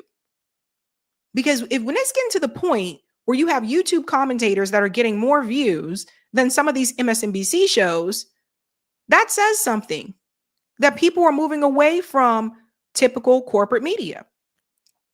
And that's what we have here. And even on Morning Joe, they shouted out the change. All right, we have breaking news as it pertains to our network. This morning, a new name for the network by the end of the year.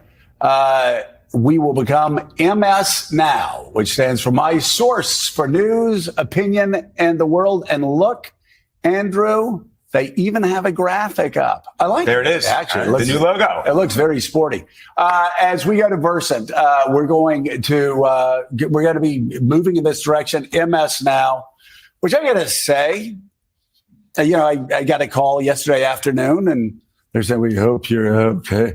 We're going. I was like, "What do you mean? Like this shows we're independent."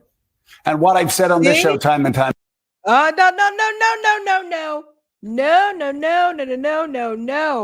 Come back to it now. Everybody see what they're trying to do? This direction, MS Now, which I got to say, I got a call yesterday afternoon, and they're saying, "We hope you're okay."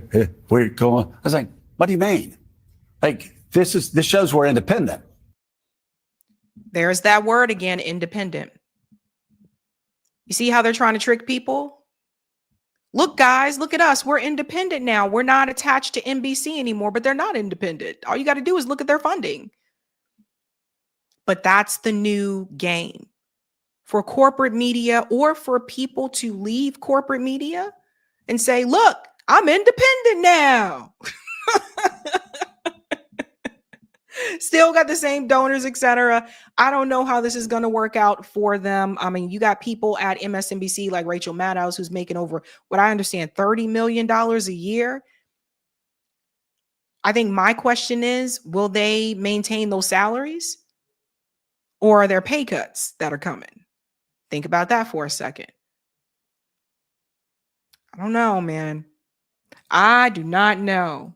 And what I've said on this show time and time again is, you look at the people that are running the company, they're entrepreneurial. Right. Like when you have somebody come into your company after working for like big corporations. And you're talking, you're saying, and they go, we want you to be entrepreneurial. We want you to come up with new ideas. We want you to push the boundaries. I'm excited about that. So I'm excited about this too. It's like, what's in the name? Well, whatever you put into the name. Well, look, my understanding is this decision was a choice by NBC Universal. Right. Remember, originally they were going to leave the Peacock with the different units. Right. They decided that they wanted that to stay with NBC Universal.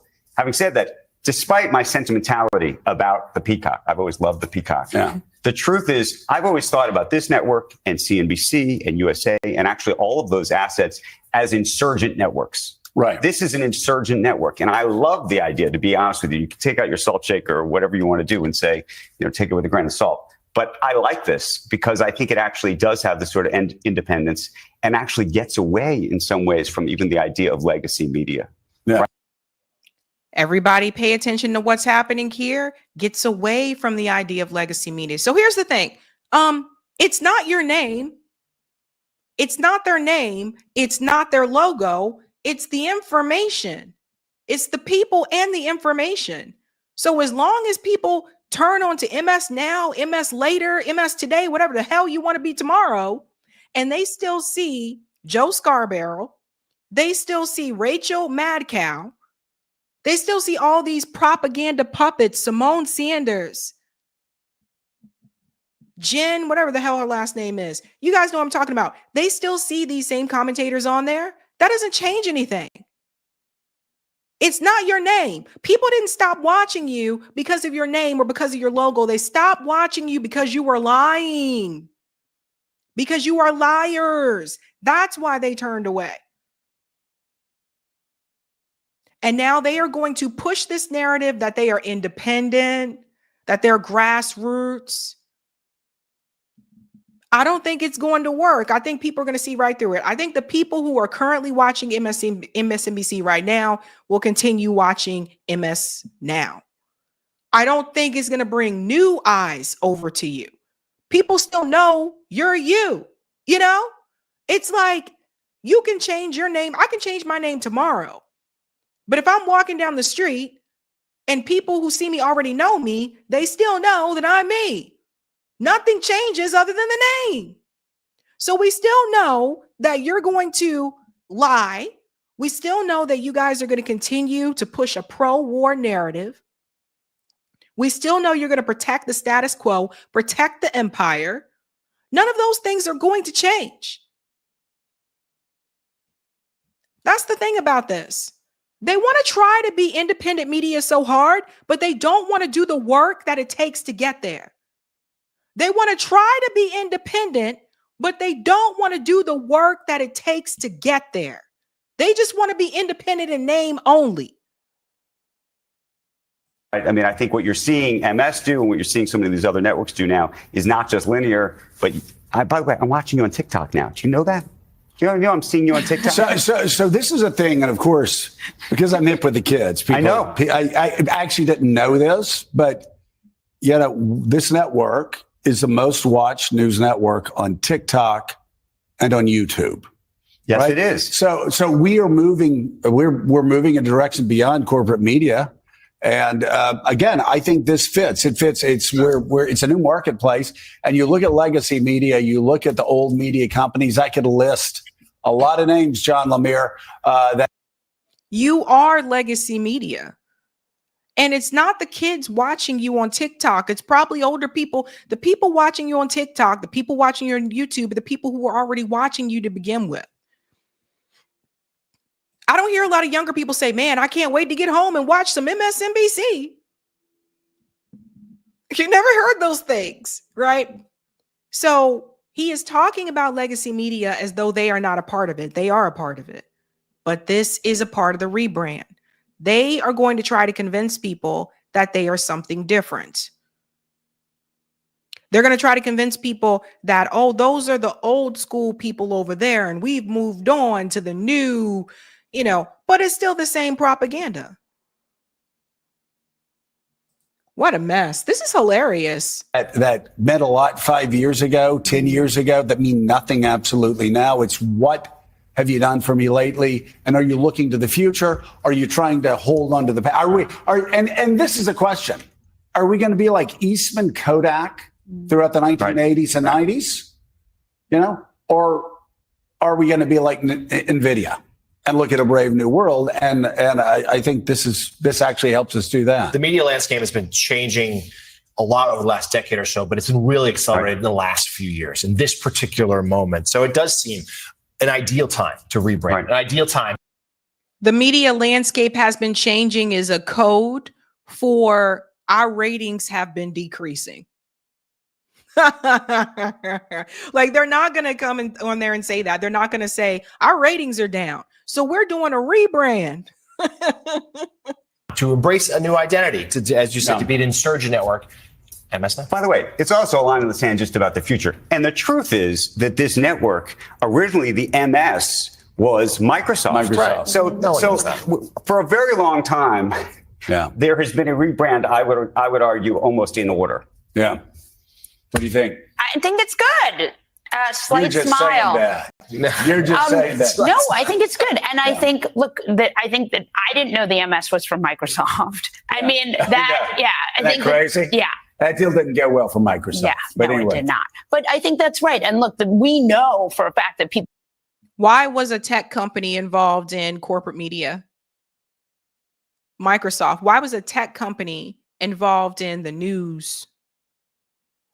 People get their news, a lot of it from YouTube and TikTok. So if you're biggest news, if you're the biggest news network out there, that's a big deal. Yeah, the goal is again, be entrepreneurial and be independent. Let's we call it. We've always used to say MS anyway. Yeah, right. MS, and then the truth is now is what this is all about. So shout out to Dropsite. Thank you so much for that. So basically what this comes down to, you heard what they said. More people are getting their news from TikTok. More people are getting their news from YouTube. And that's what they're trying to do. And even if Comcast didn't drop them, remember, MSNBC was already on YouTube. So they're trying to give this different image, and they're trying to get a younger audience. They're trying to get newer viewers so that they can spread their propaganda to more people. But they're not independent. How you independent and you got someone making $30 million a year? Get out of here. Come on, guys. Come on, guys. It's hilarious. It's hilarious. Like I said, what they don't want you to know is that their ratings are bad. It's a typical thing. Like, and you talk to people that have worked like within that industry, typical thing they'll tell you. And I saw it even when I was in higher ed, right? Like, let's try to change, let's rebrand, let's do something different so that we can get our admission numbers up. Like, I've seen these things. So same thing with media too. When things start to fall, it's like, okay, we need to make some changes. Let's try to rebrand.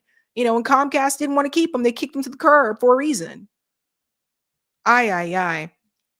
Leroy said the earliest technocratic merger of news and tech. There you go. All right, let's get into the comments before Scott comes on. Thank you, Marlon. They bought him off. Creative differences. Right. Rich said Sabby knows a lot about documentaries. I do. Thank you, Marlon. Players 75% Black. Owners 99%. Not plantation? ?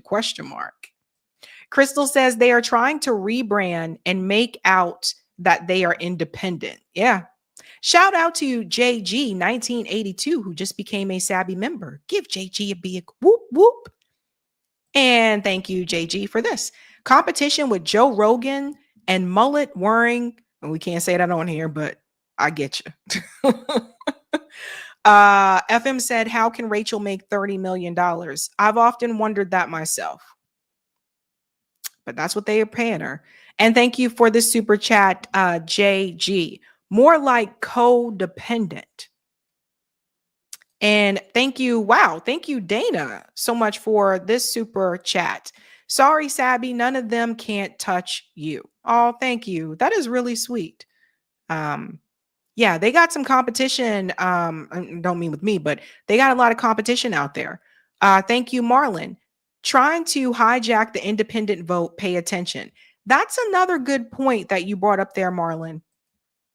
They're trying to reach people in as many ways as possible. And I really do. Like I told you, some of the things that happened with the 2024 presidential election, that really did show alarm bells. And I think that corporate media in particular, I think that they're trying to find a way to increase their viewership.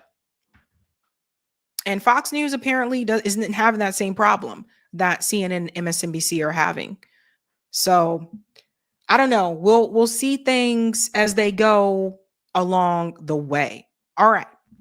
If you have not done so, ladies and gents, please be sure to smash that like button. Thank you. All right. All right. Now before oh, here's Scott. He's here. He's ready. All right. On time. Okay. All right, ladies and gentlemen, my special guest, another special guest tonight is Scott Ritter. He is a former UN weapons inspector. You've seen him here before. Welcome, Scott. Welcome back. The way you said on time, and you sounded so surprised. Thanks for having me. Thanks so much for coming back on. Oh my gosh. Okay. Scott, I have to start with this clip from Marco Rubio. So for people who have not seen this, let me go ahead and bring this up here. When the Russians landed in Alaska, they were there to refuel. People have to hear this, what Marco Rubio said. I guess he was basically saying like Russia depends on American resources. Again, every single sanction that was in place on the day he took over remained. And the impact of all those sanctions remain. You know, when the Russians landed in Alaska, they were there to refuel. They had to offer to pay in cash to refuel their airplanes because they can't use our banking system. They face consequences every single day.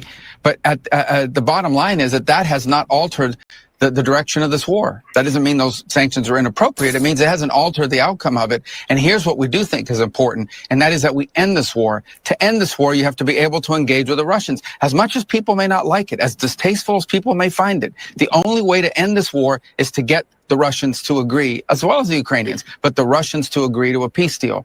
And the minute you issue new sanctions, your ability to get them to the table, our ability to get them to the table, will be severely diminished. That moment may arrive. But when it comes, what you're basically signaling is there is no opportunity for peace at this point. So just let's put on more sanctions and allow more people to get bombed and more people to be killed. And that's what we're trying to stop. Okay, Scott, I believe you were just in Europe recently. Russia, not Europe. In Russia. Okay. So Vladimir Putin and Donald Trump met in Alaska, and some people believe that this was going to be a pathway towards either a ceasefire or a peace negotiation. And from what I understand, I never thought that was going to be possible from that meeting because of the territory, which we can get into a little bit later. But this idea of the sanctions, what Marco Rubio is discussing, is Russia depending on U.S. resources? Because like I said, from what I understand, like Russia seems to be doing pretty well, regardless of the sanctions that were put on them. Russia's doing quite well. Their economy is growing. The cities are clean. The stores are full. The people are happy. Marco Rubio, frankly speaking, doesn't know what the hell he's talking about. The United States has put a whole bunch of sanctions on that are meaningless. Yeah, okay. Big victory, Marco. You denied Russia access to U.S. banks, so they paid in cash.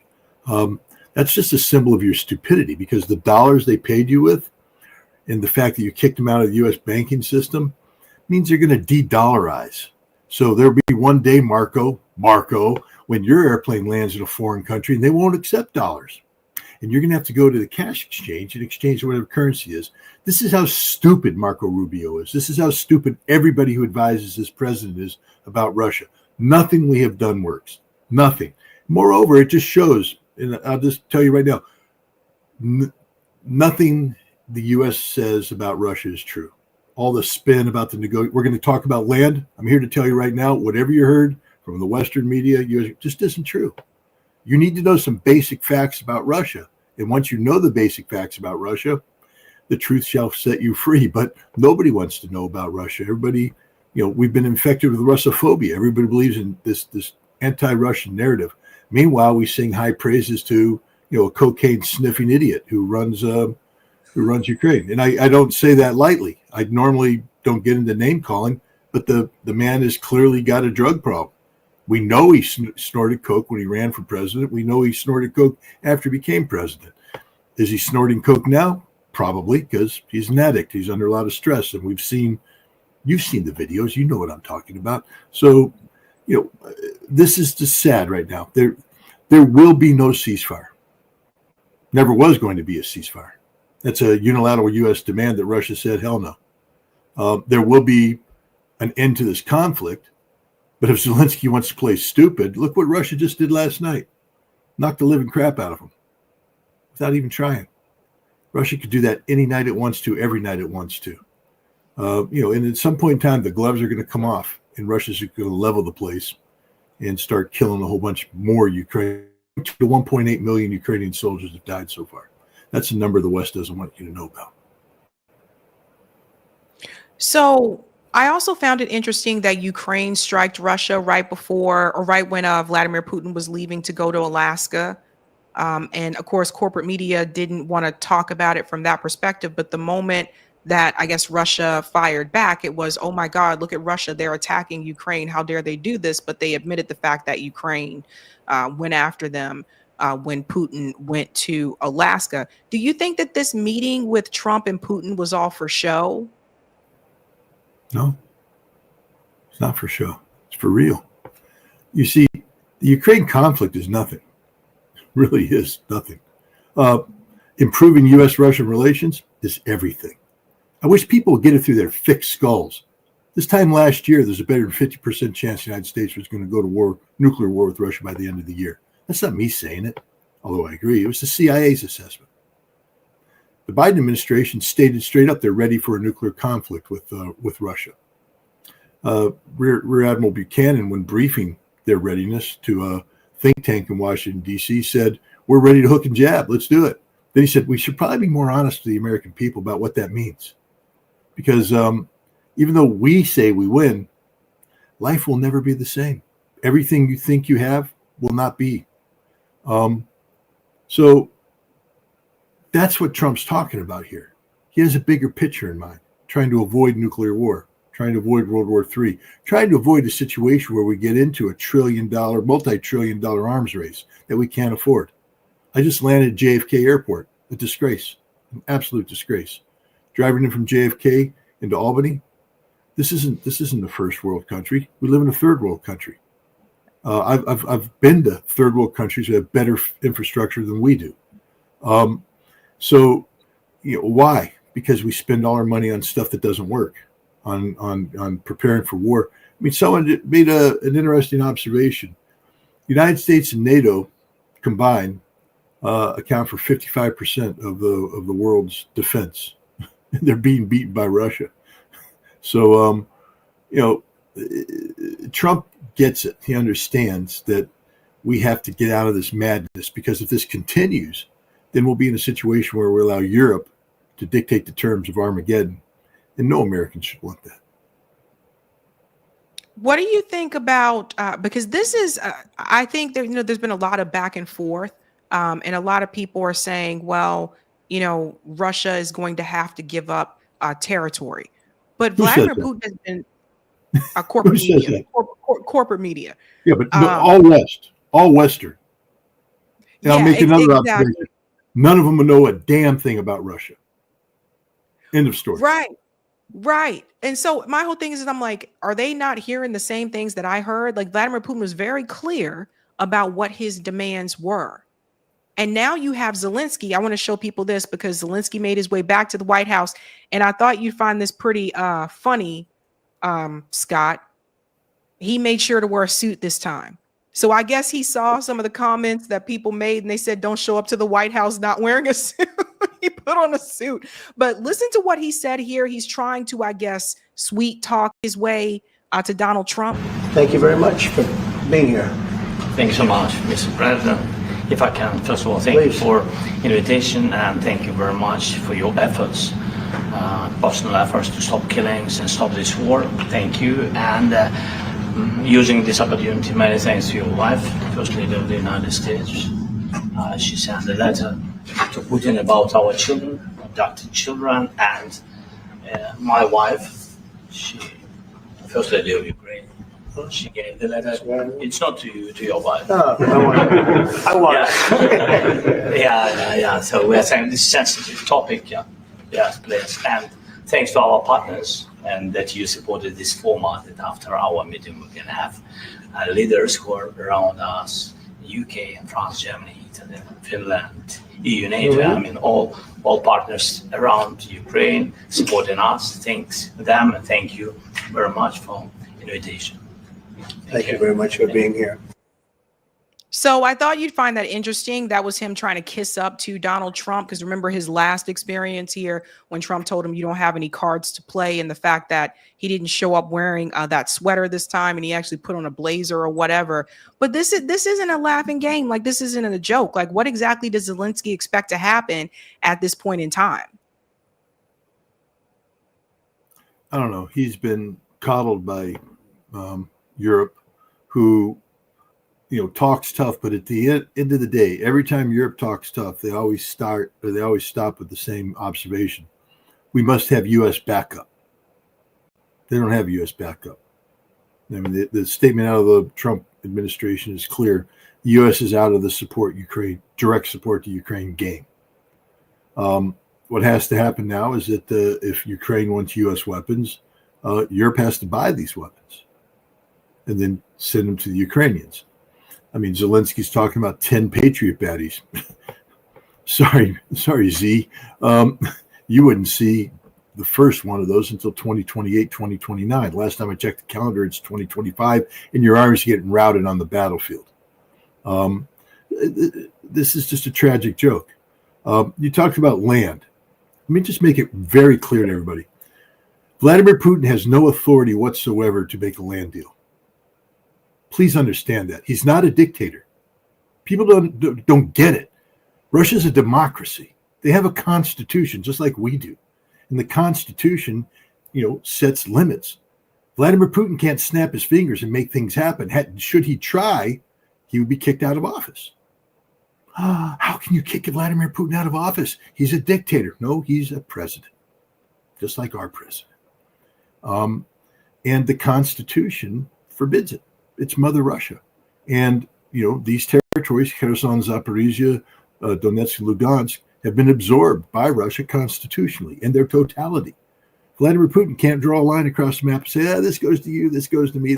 He's never said that. What he has said is that if you want to bring an end to the killing, get out of all of the Donbass, Donetsk and Lugansk, we'll stop the fighting in Kherson and Zaporizhia, and then we'll have a comprehensive peace plan in which you'll get your ass out of our territory and you'll shrink your military, demilitarization, and we're going to denazify you, and we're going to get rid of Zelensky. People are missing the whole point that all Trump's trying to talk to right now is an end to the fighting. The comprehensive peace deal, Putin has never, ever wavered on what he's going to do. And Trump is out there saying, no, we'll allow European troops. Putin won't. And since he has the only vote that counts, we sort of know what's going to happen. The U.S. has no cards. I mean, let's just pull the thing that the U.S. talks about Zelensky. U.S. has no cards. What cards are we going to play? Sanctions? Russia could care less. The more we sanction Russia, the more we unite BRICS. The stupidity of what we did with India proves it. Why does the West call him a dictator? Because they're stupid, because they're ignorant, because they're dumber than dirt. They call him a dictator because the West was satisfied with Russia.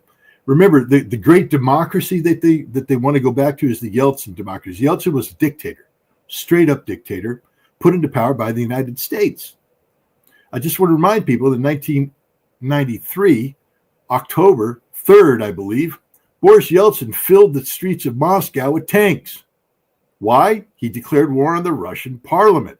And those tanks fired into the parliament, and Russian troops stormed the parliament. Some democracy Russia has there. And then what did we do? we sought to solidify his hold on power by trying to steal an election in 1994 to run, to get a new parliament. Failed miserably. And in 1996, we bought Boris Yeltsin a re-election. And there it is, democracy, American style. Vladimir Putin came in, was appointed by Boris Yeltsin as his replacement on New Year's Eve, 1999. He had to run for president, because there has to be an election. He won the office of presidency in March of 2000 with 51-point-something% of the vote. Let me tell you something about dictatorships. I've been in a couple. They don't win elections by 51%. They win elections by 98%, 99%, because there's Vladimir Putin is not a dictator. He's a man who has dragged Russia out of the hole that the West created in the 1990s to a Russia today that stands on its own 2 feet, proud of who they are. That's why they call him a dictator, because he won't surrender, because he won't bend the knee, because he won't play their game. We can't handle the fact that Russia has a functioning democracy, and that the Russian people are pretty satisfied with the leader they have.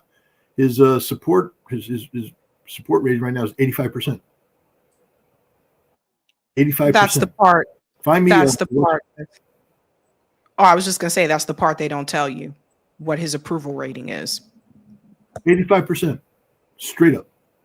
Why? And this is during war. This is during war. We're saying, see, Russia actually has populated people that love their country, are proud of being Russians. They look around and say, we're pretty cool. We do okay. They have strong family values. I know that that's not the thing we push here in the United States, but the Russians have strong family values. They are old school on a whole bunch of stuff.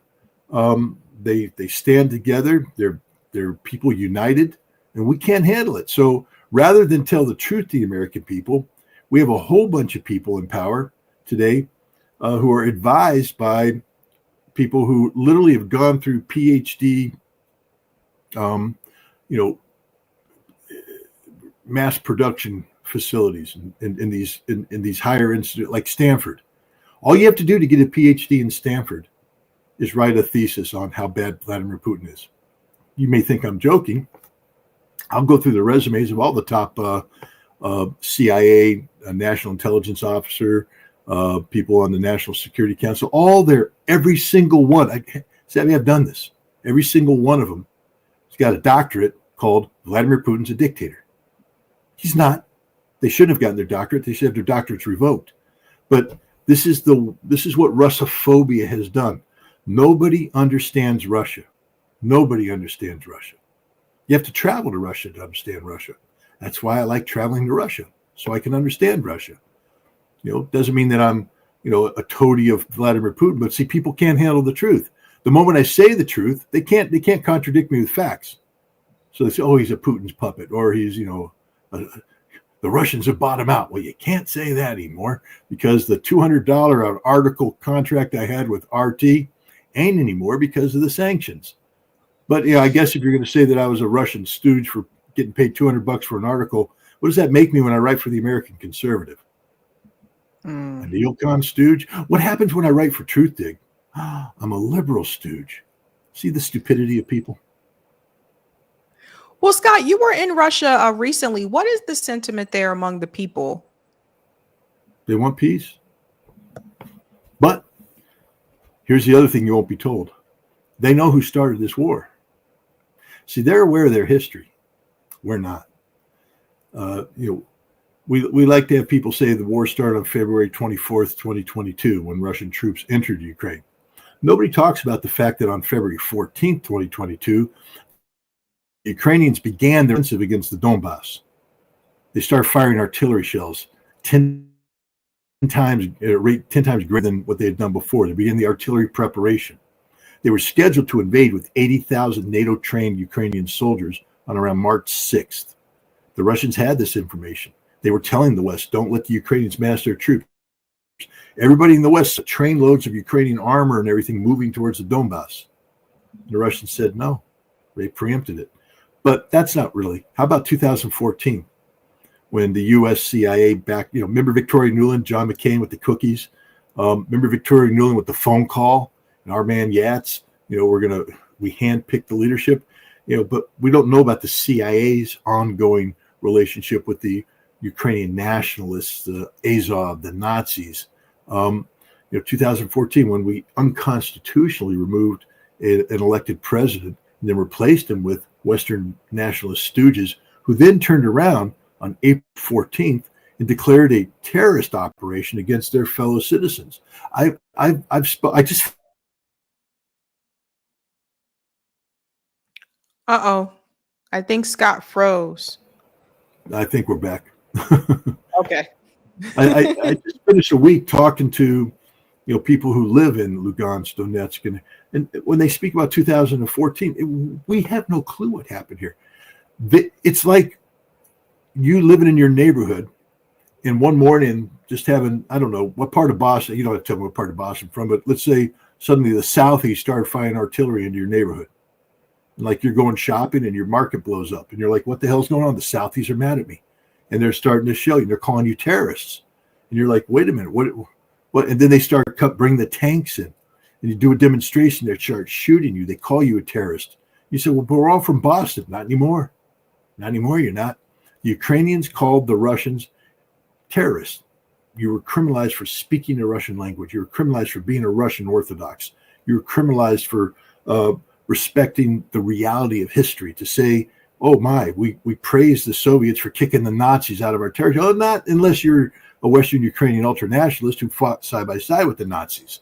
This is all real stuff that we in the West don't get. The murder that was taking place. I interviewed this wonderful lady. She's 31 now, so you subtract the time that tells you she was early 20s. She was a volunteer. And she's the one who went in and rescued the children. The children in the village that got shelled by the Ukrainians, where the parents are dead, and the children are sitting there wounded, nobody to help, and the Ukrainians keep shelling. She's the one who ran into the building. She's the one who got the children out, removed them. She's the one who went to Kiev, to Poroshenko, and said, hey, we had these children we rescued from the villages. Can we bring them up to an orphanage in Kiev? And he said, no. And then she tried to take him out to Europe, but she was called a terrorist by the Ukrainians. Left them no choice. They evacuated the children to Russian children's camps where they were given medical care, food, and all that. And now she's charged with kidnapping. Remember when Ursula von der Leyen just sat there, Mr. President, you have to return the children? I wanted to slap that lady so hard. I would never hit a woman, but I'm just telling you, the truth about what happened. The truth about what happened is unknown in the West. We just buy the Ukrainian crap. You know what happens to children who do get evacuated out of the orphanages or out of blown up buildings to Ukraine? Over 60% of them either get sold into child sex trade or organ trafficking. That's oh my God. Oh, don't say, oh my God, Sabby, it happens, and everybody knows it happens. It's right there in front of them. They stop the cars every day going into Romania with the children in there. The organs get caught. They found the bodies in the child organ harvesting factories. This is the reality of Ukraine. It's a disgusting nation full of disgusting people who commit the most horrific crimes, and we back them up with our taxpayer dollars, and we call the Russians criminal. This is the truth. But no American wants to hear the truth. No American wants to hear the fact that Mayor Klitschko, the mayor of Ukraine, the boxer, oh, he's a great guy. He's a boxer. He runs 5 whorehouses that basically traffic underage Ukrainian girls who've been kicked out of their homes and have no place to go. And you know who frequents these whorehouses? All the Western terrorists who go over there to fight for the Ukrainians. Well, they call themselves mercenaries or freedom fighters. Do the research, Sabby. It's so obvious. These guys go there, they get drunk, and they go hang out in Klitschko's whorehouses, and they, and we just let it happen. And then they come home and we treat them like heroes. Oh, you fought the Russians. Oh, did you kill a Russian? Well, they might have killed a Russian. It's a pretty violent war. But they did more than that, Sabby. They did more than that. The Ukrainian government is a corrupt government. Zelensky is the mastermind of it. He steals so much money, it's not even funny. I mean, Seymour Hersh reported at one point in time that the director of the CIA had to go over there and tell him to stop stealing so much money because it became too obvious. They estimate he funnels billions of dollars a month into his private account outside of Ukraine. That's our taxpayer dollars that we send in. This is the fundamentally most corrupt place in the world. And then you go to Russia and you just find some of the most fundamentally decent people in the world. I mean, does Russia have bad people? Sure. Everybody has bad people. But the Russians clean up their bad people. The Russians admit their mistakes. The Russians are fundamentally good people. They are fundamentally good people. And what this war has done to some of these really good people is look, I'm not saying there's not good Ukrainians. Of course there are. And I'm not saying that it's, the vast majority of the Ukrainian soldiers that died are just good boys who were put in a bad situation. But the guys behind them, the Azov, the Kraken battalion, the Adar battalion, the guys that run the line so that you can't retreat, they shoot you if you retreat. These are bad guys. He's one of these guys is on video laughing because when they recaptured a territory that the Russians had held in 2022 outside of Kharkov, they basically took all the Russian speakers they found and executed them. And he said they're going to have to do a whole new census when this is done because we've killed everybody and they'll never find the bodies. I mean, he's just bragging about it. And we know this is happening. I'm going to tell you, Scott, a lot of people don't know. Like even when I try to tell people about, and I've gotten into many arguments with people about this, and by people, I mean people, outside of, YouTube world, but like just people, friends of mine and stuff, I've gotten into several arguments about them. When I try to tell them about the Nazification of Ukraine, they are really taken aback. Like, what do you mean? Putin's evil, Russia's a bad place. And I'm like, look it up. And then I'll like send them links, and then they get mad because I send them links to look at the information. I'm like, you wanted to see, this is the proof right here. You can see it for yourself. But it's like Americans get freaked out. And I don't know if it's just because they feel like, oh my God, that means that everything that I've been told about this can be a lie. And they don't really know how to take it. But I don't think they realize, like, I know there's corruption in Ukraine, but even for me, like some of the story, even what you just said there about what's happening with the children, like, I didn't know that part of it, but I'm just saying that, like, I don't think a lot of Americans know. But they don't want to know because it's there right in front of their face. I'll give you an example. There's a guy named Gary Tabak, former, U.S. Navy captain, the first Soviet-born Russian to be commissioned in the U.S. Navy, and all this stuff. And when he retired from the Navy, he went to Ukraine and he started working for Azov. I mean, he would do a podcast, and right in his back, he's got the Azov flag. And he's got all the machine guns from the freedom fighters of Azov. These were the terrorists who were killing hundreds of thousands of Russians and Poles. Look, the story of what Azov or what the Banderas did is crazy. Nobody wants to hear it, but they do it to this day. They glorify it. 60 miles away from my house, right here in Ellenville, New York, there's a Banderas summer camp where they train generations of Ukrainian American children who carry the poster of Stepan Bandera with the torches singing Stepan Bandera is my father. And they take an oath that says that the loyalty to Bandera is above all else. And these are American citizens. So they're taking a low oath right here, Sabby. They run 3 camps a year. They cycle them through. They have Heroes Hill, Stepan Bandera's face right there, along with, some of the other great murderers, people. These are people who killed 130,000 Poles. When they went into the Polish villages, or when they went, they'd surround the villages, and they go into one house at a time and literally butcher the family alive in front of each other. And they surrounded the house with a female choir that would sing songs to drown out the sounds of the screams so that other people wouldn't panic. This is the reality of the Banderists, and they're that way today. They do the same thing today. When they went into Kursk, and they invaded, everyone's like, oh, good, look, the Ukrainians invaded Kursk. The villages they captured, the old people couldn't leave, because they're old and they didn't get the word. They butchered them all. The Russians, when they recaptured it, and I've spoken to the Russian soldiers, they've shown me the videos. When they went down the basements, raped women, raped teenagers, raped children, men, clearly butchered. And then they catch the Ukrainians because the Ukrainians are stupid. When these guys who commit the crimes, they film them. They put them on their phones. And that sounds familiar. And so when the one Ukrainian soldier gets shot and the Russians have his phone, they not only know this guy, but they look at all the other faces. And then when they start capturing Ukrainians, they bring them in and go, so you're the guy over here who was this guy raping this girl and all this stuff. You know, because all the Ukrainians, when they get captured, I was forcefully mobilized. No, you volunteered. I have it on the phone where you're singing the song over and over and over again. Horrific war crimes, but we pretend that it doesn't happen, and we cover it up with, oh, Putin's a dictator. Vladimir Putin's not a dictator. I've watched how he's governed for 25 years. It's the least dictatorial style you'll ever see in your life. It's, you know, it's different than us because he actually goes and talks to governors, you know, sits down with them and has a meaningful conversation. He listens, he absorbs, and then, you know, he will put out orders. But this man is, I just wish our leaders would operate this way. You know. I mean, it's a lot, I think, to process. And we were talking about the territories, and I just wanted to show you this because someone posted this. It says, according to rumors, this is the proposed agreement. And it says Ukraine banned from joining NATO and must declare neutrality. Ukraine withdraws from Kursk. European and UK soldiers police demilitarized buffer zone. Frontline frozen and Easter ceasefire. That was April 20th. And then here, Kyiv accepts Russian sovereignty and annexed land. Does that sound right to you?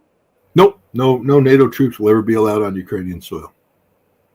Mm. And the EU, Russia doesn't trust them.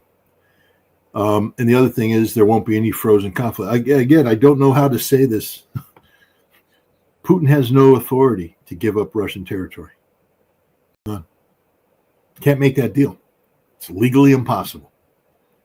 Vladimir Putin isn't going to sit there and negotiate with the president, and betray the Duma, the people's deputies.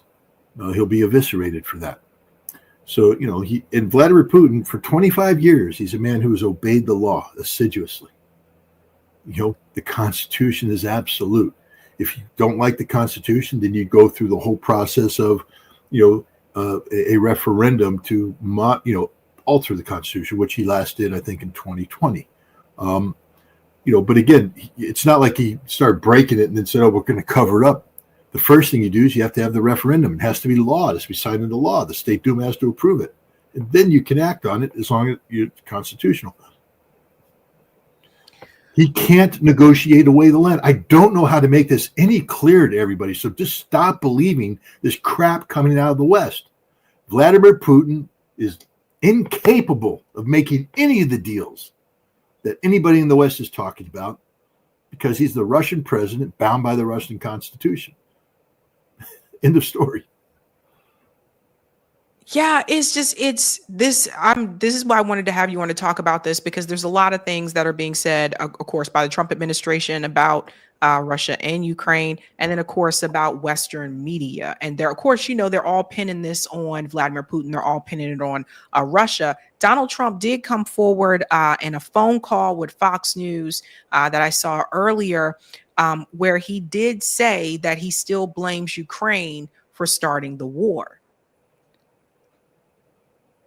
Well, it is Ukraine's fault. But Donald Trump has said 3 times this year, once in January, once in February, once in April, that NATO expansion is what started this war too. He said, if Ukraine hadn't tried to join NATO, then this war wouldn't have happened. True statement. Absolute true statement. Scott, do we need a NATO? Like, I've been saying this for quite a while, abolish NATO. Do we have to have a NATO? Well, I mean, it exists. It's hard to undo 80 years of, I don't know what they're up to now. Not 80 years, but 70 some odd years of precedent. NATO was always an artificial construct. I mean, if people want to get down to the beginning of NATO, just look at how Germany was brought in. The whitewashing of their Nazi crimes so that Nazi officers and soldiers could, help beef up the NATO strength. But if you want to say NATO was there to contain the Soviet Union, prevent Soviet, some theoretical Soviet advance on the West, okay. But when the Cold War ended, that's it. There shouldn't have been a NATO. It should go away. If Europe wanted a consolidated, united military thing, then it should be a European army and a European alliance. But there's no reason for the United States to be playing this game that we are. But we use NATO. Let's go up and study the Gulf War, or the lead up to the invasion of 2003. We purposefully expanded NATO so that we could split Europe. Donald Rumsfeld spoke about old Europe and new Europe. And we used new Europe, the Poles, the Balts, and everybody else, as leverage against old Europe.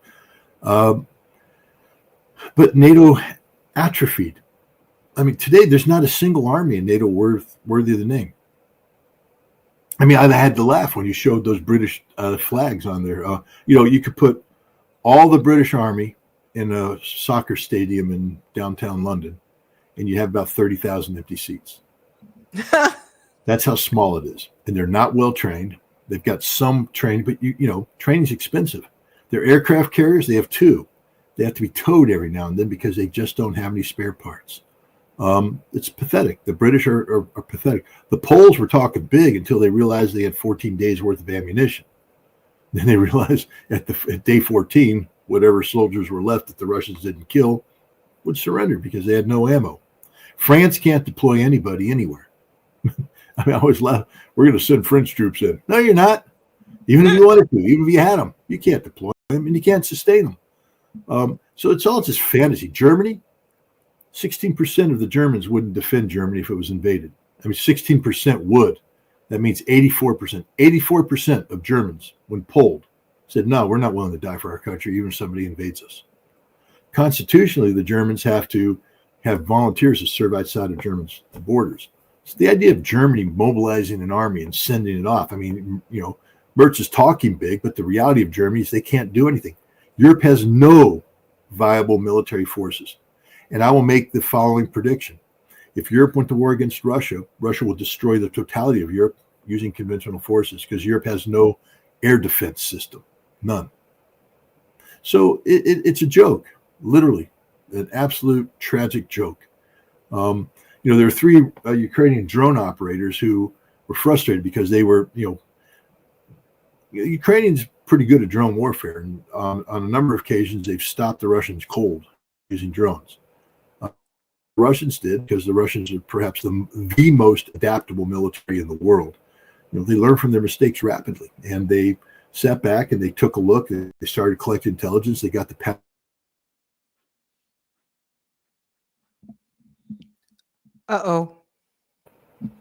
there you go. You're back. Get the pattern of life, and then they start killing. The most dangerous job right now in the Ukrainian army is drone operator. Life expectancy of none, because the second you start using drones, you get killed. So these three guys withdrew, and they did a video where they were mocking the West. They said, you guys are talking about us withdrawing. At least we're fighting. He said, if you brought your NATO military today into this battlefield with your tactics and everything you do, you'd all be dead within days. And it's the truth. The way drone warfare is being fought today, the West just can't handle it, isn't ready for it. Even the United States Army, they did, the U.S. Army in Europe just posted a video where, some American soldiers really proud because he learned how to put a grenade on a drone and fly the drone over a place and drop the grenade on somebody. It's like, look what we can do. They were doing that on day one in this war. Today, they strap high explosives on. They have fiber optic lines. They can't be jammed, and they're blown. And they come. The Russians are flooding the zone. So are the Ukrainians when they can live.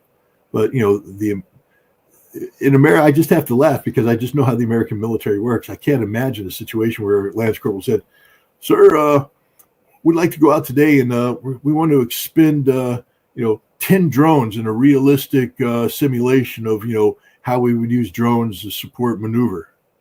I can imagine someone saying, "We ain't signing off on that. This drone is an accountable item. We're not going to let it out of the warehouse. What do you mean you want to crash the drone?" "Well, we got to train as we fight, sir." "No, that's a $2,500 piece of equipment. I'm not going to let you crash it, but that's what it's designed for, sir." Nah. Russians are like, they got Russian citizens buying drones, putting them in trucks and driving them to the front and giving them to the troops.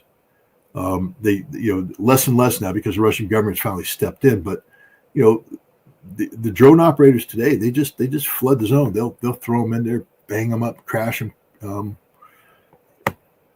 And that's the way it operates. It's very intensive. I just spoke to an officer who's, I call him a good friend of mine. But he was wounded severely by a Ukrainian drone. He just says, he says we were ready, but one of them got through, and I guess that was a bad day for us. It's just the way the reality of the war is. Drones are everywhere.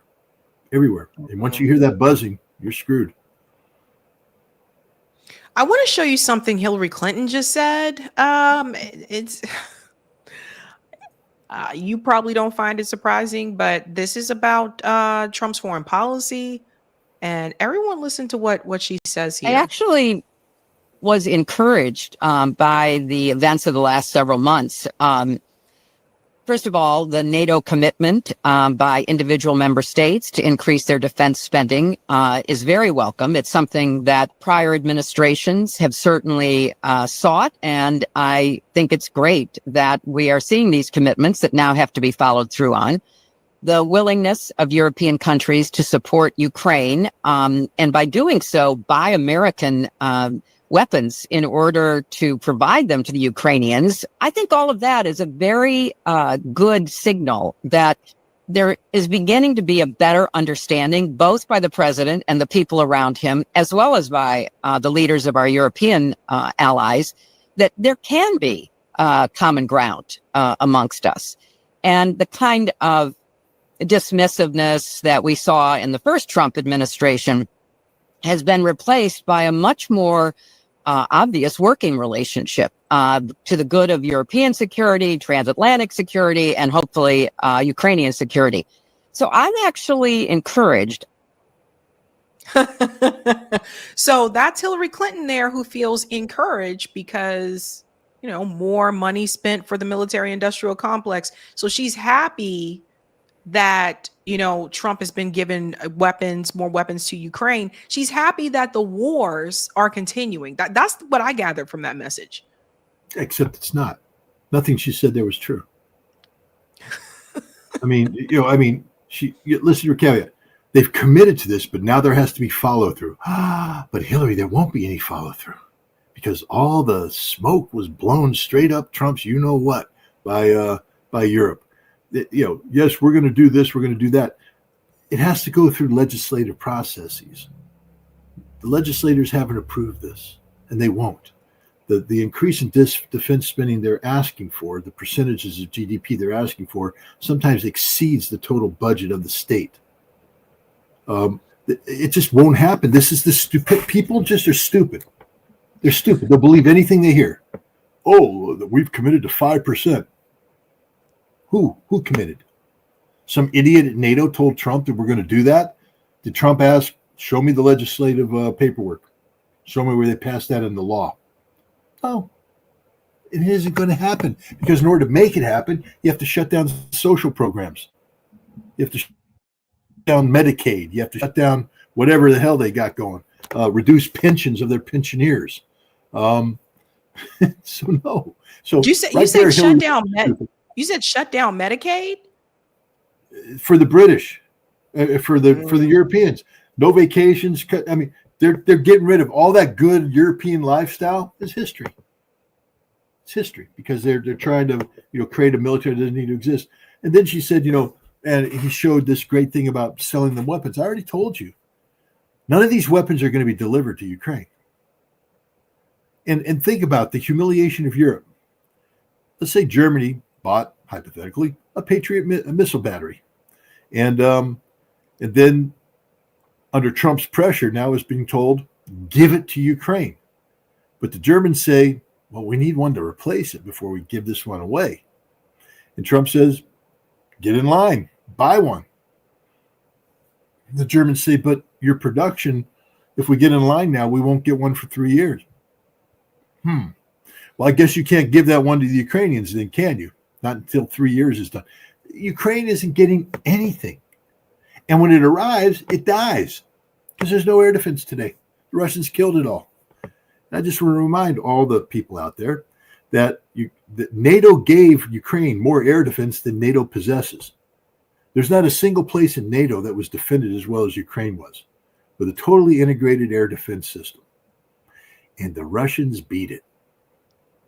That's how good they are, guys. The Russians beat it. They beat the best we got. And now NATO has nothing. Oh, go ahead. I was going to ask about, because I see. Do you remember a country called Yugoslavia? Yeah. And you remember like Czechoslovakia? Yeah. Before the change, the name change and all that jazz, right? Before it split up. Ukraine is going to fall. Yeah. When Ukraine falls and their economy is just already done, but their economy is going to be ruined, what happens to the people who are left there? And what happens to that country? No one cares except the Russians. That's the sad thing.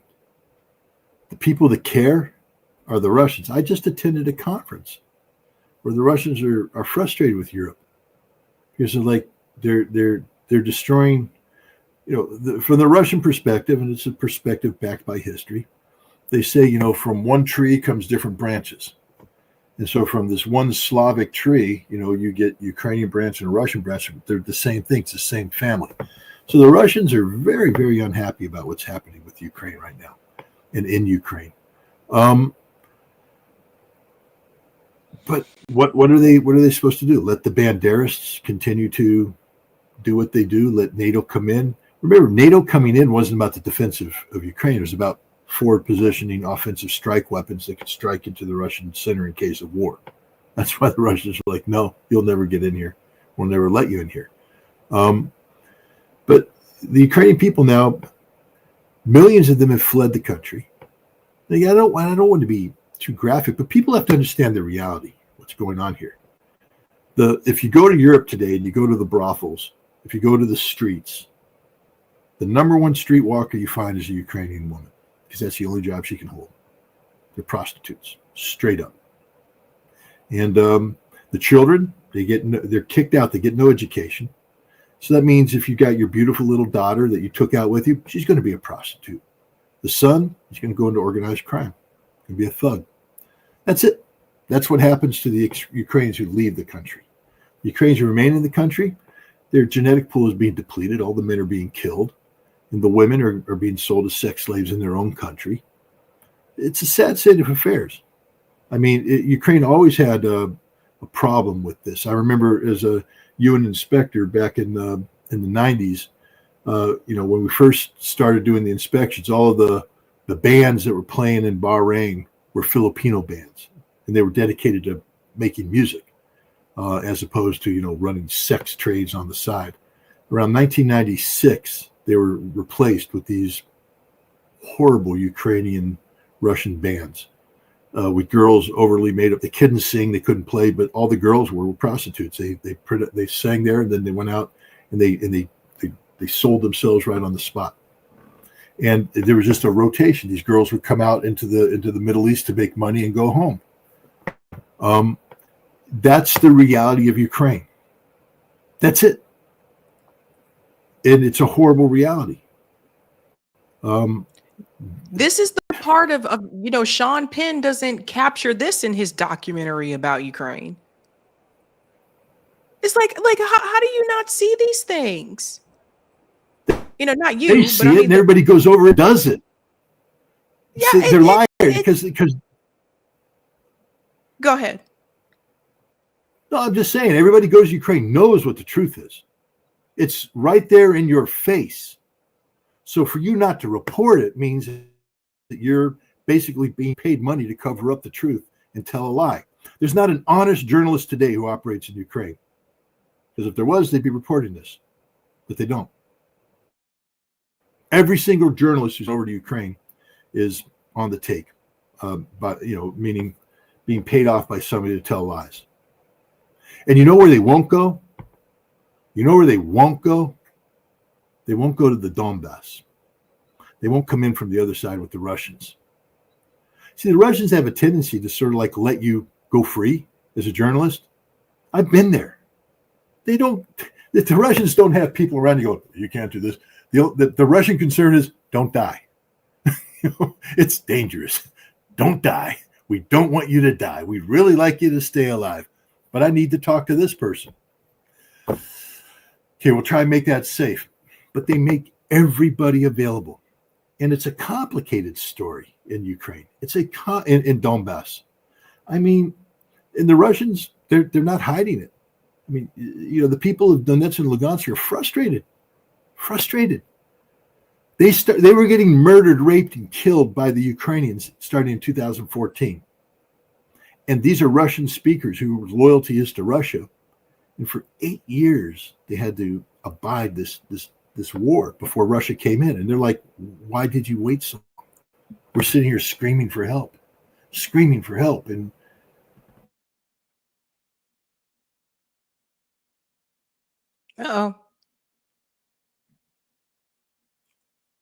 Oh, I think Scott froze. There we go. I'm back now. But I'm just saying they're screaming for help and Russia to come. And then when the Russians came in, the Russian military, made a lot of mistakes early on. And so there's a period of time in 2022, 2023, where the Russians would throw the Lugansk boys and the Donetsk boys into the front line first to do the fighting because they were more experienced. But these are kids that had already fought for 8 years. See, the Russians just came in. This is 3.5 years the Russians have been at war now. But for the people of Donetsk and Lugansk, it's over 15 years. 15 years of war. That means that there's sons who are fighting their father's war today. There's 3 generations of Ukrainians for people in the Donbass who fought this conflict. It's a never-ending conflict for them. And they're desperate for victory. They want this war to end, but they want this war to end forever. They don't want a ceasefire that then leads up. These villages, these territories are destroyed by this war. But just look at Mariupol, the city of Mariupol, and how it's been rebuilt by Russia. This city was leveled. You saw the videos back in 2022 when the fighting was done in May, June of 2022. Leveled. I've been there. Leveled. The Russians have come in and they've rebuilt it. They're cleaning it up. It's not totally rebuilt yet. There's still a lot because they destroyed the entire city, but it's being rebuilt and it's beautiful now. And the Russians are going to do that with everything. They've made it a pledge. But this fighting that's going on is bloody and violent. And they're still killing children. Women go to the market in Donetsk. I was in Donetsk, and I have to tell you, it's sort of uncanny because it's like Russian roulette. It's a city, you're just living your life, and every once in a while the Ukrainians say, screw it, we're just going to fire into the city blindly. Or they know where they're firing. Oh, there's a market. We know right now all the mothers are at the market with their children buying bread. So let's blow up the market. And so a mother will be sitting there buying bread, buying eggs to cook. Boom, boom, boom, boom, boom. Suddenly there are a whole bunch of dead people. It's just random. The Ukrainians will just randomly fire a shell into Donetsk. Now it's drones. They just point to drones and tell them to go, and they crash into whatever they crash into, and it's just purely random. So you just live your life, and all of a sudden, I get it up in the morning, and you just hear it, boom, boom, boom, boom, every single moment. There's an explosion taking place. It's getting better now because the Russians have been pushing the Ukrainians out, but back in late 2023, early 2024, Ukrainians are right there. But nobody talks about it, about the actual criminality of everything Ukraine does, everything they do, and they use our weapons. Imagine being the Russian.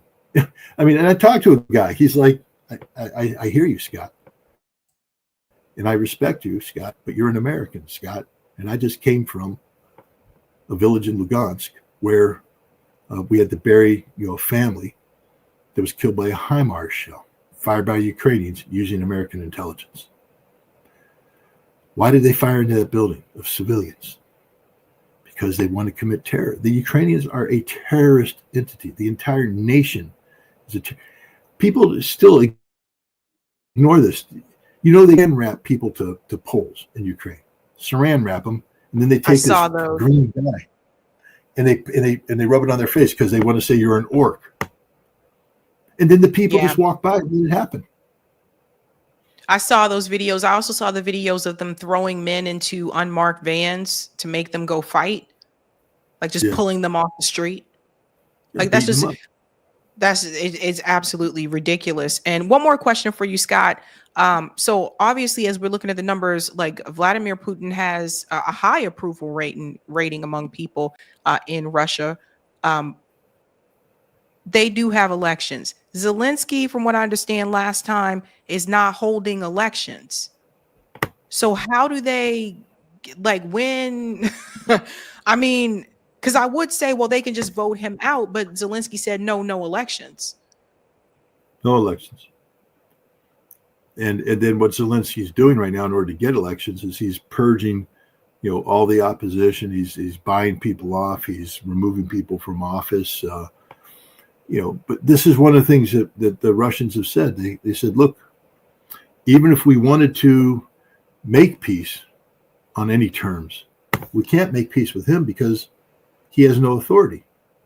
Anything Zelensky signs has no legal authority. We can't sign a peace treaty with him. There has to be an election, or the Ukrainians have to bring forward the Speaker of the Rada, the parliament, who's constitutionally mandated to take over from a president if the Constitution isn't followed. And Zelensky has illegally suspended elections under this excuse. Everybody in the West is like, oh, you can't hold an election during a war. Gosh, last time I checked, it was McClellan versus Lincoln, 1864. That was a civil war. He had an election. Franklin Delano Roosevelt got elected. Remember that one? 1944, won that election. I think we're at war then too. Oh, you can have elections at war. Everybody has elections at war, except the Ukrainians, because Zelensky is a dictator. Scott, thank you so much for coming on. What else do you have coming up next? Well, like I said, I just got back from Russia. It was one of the most.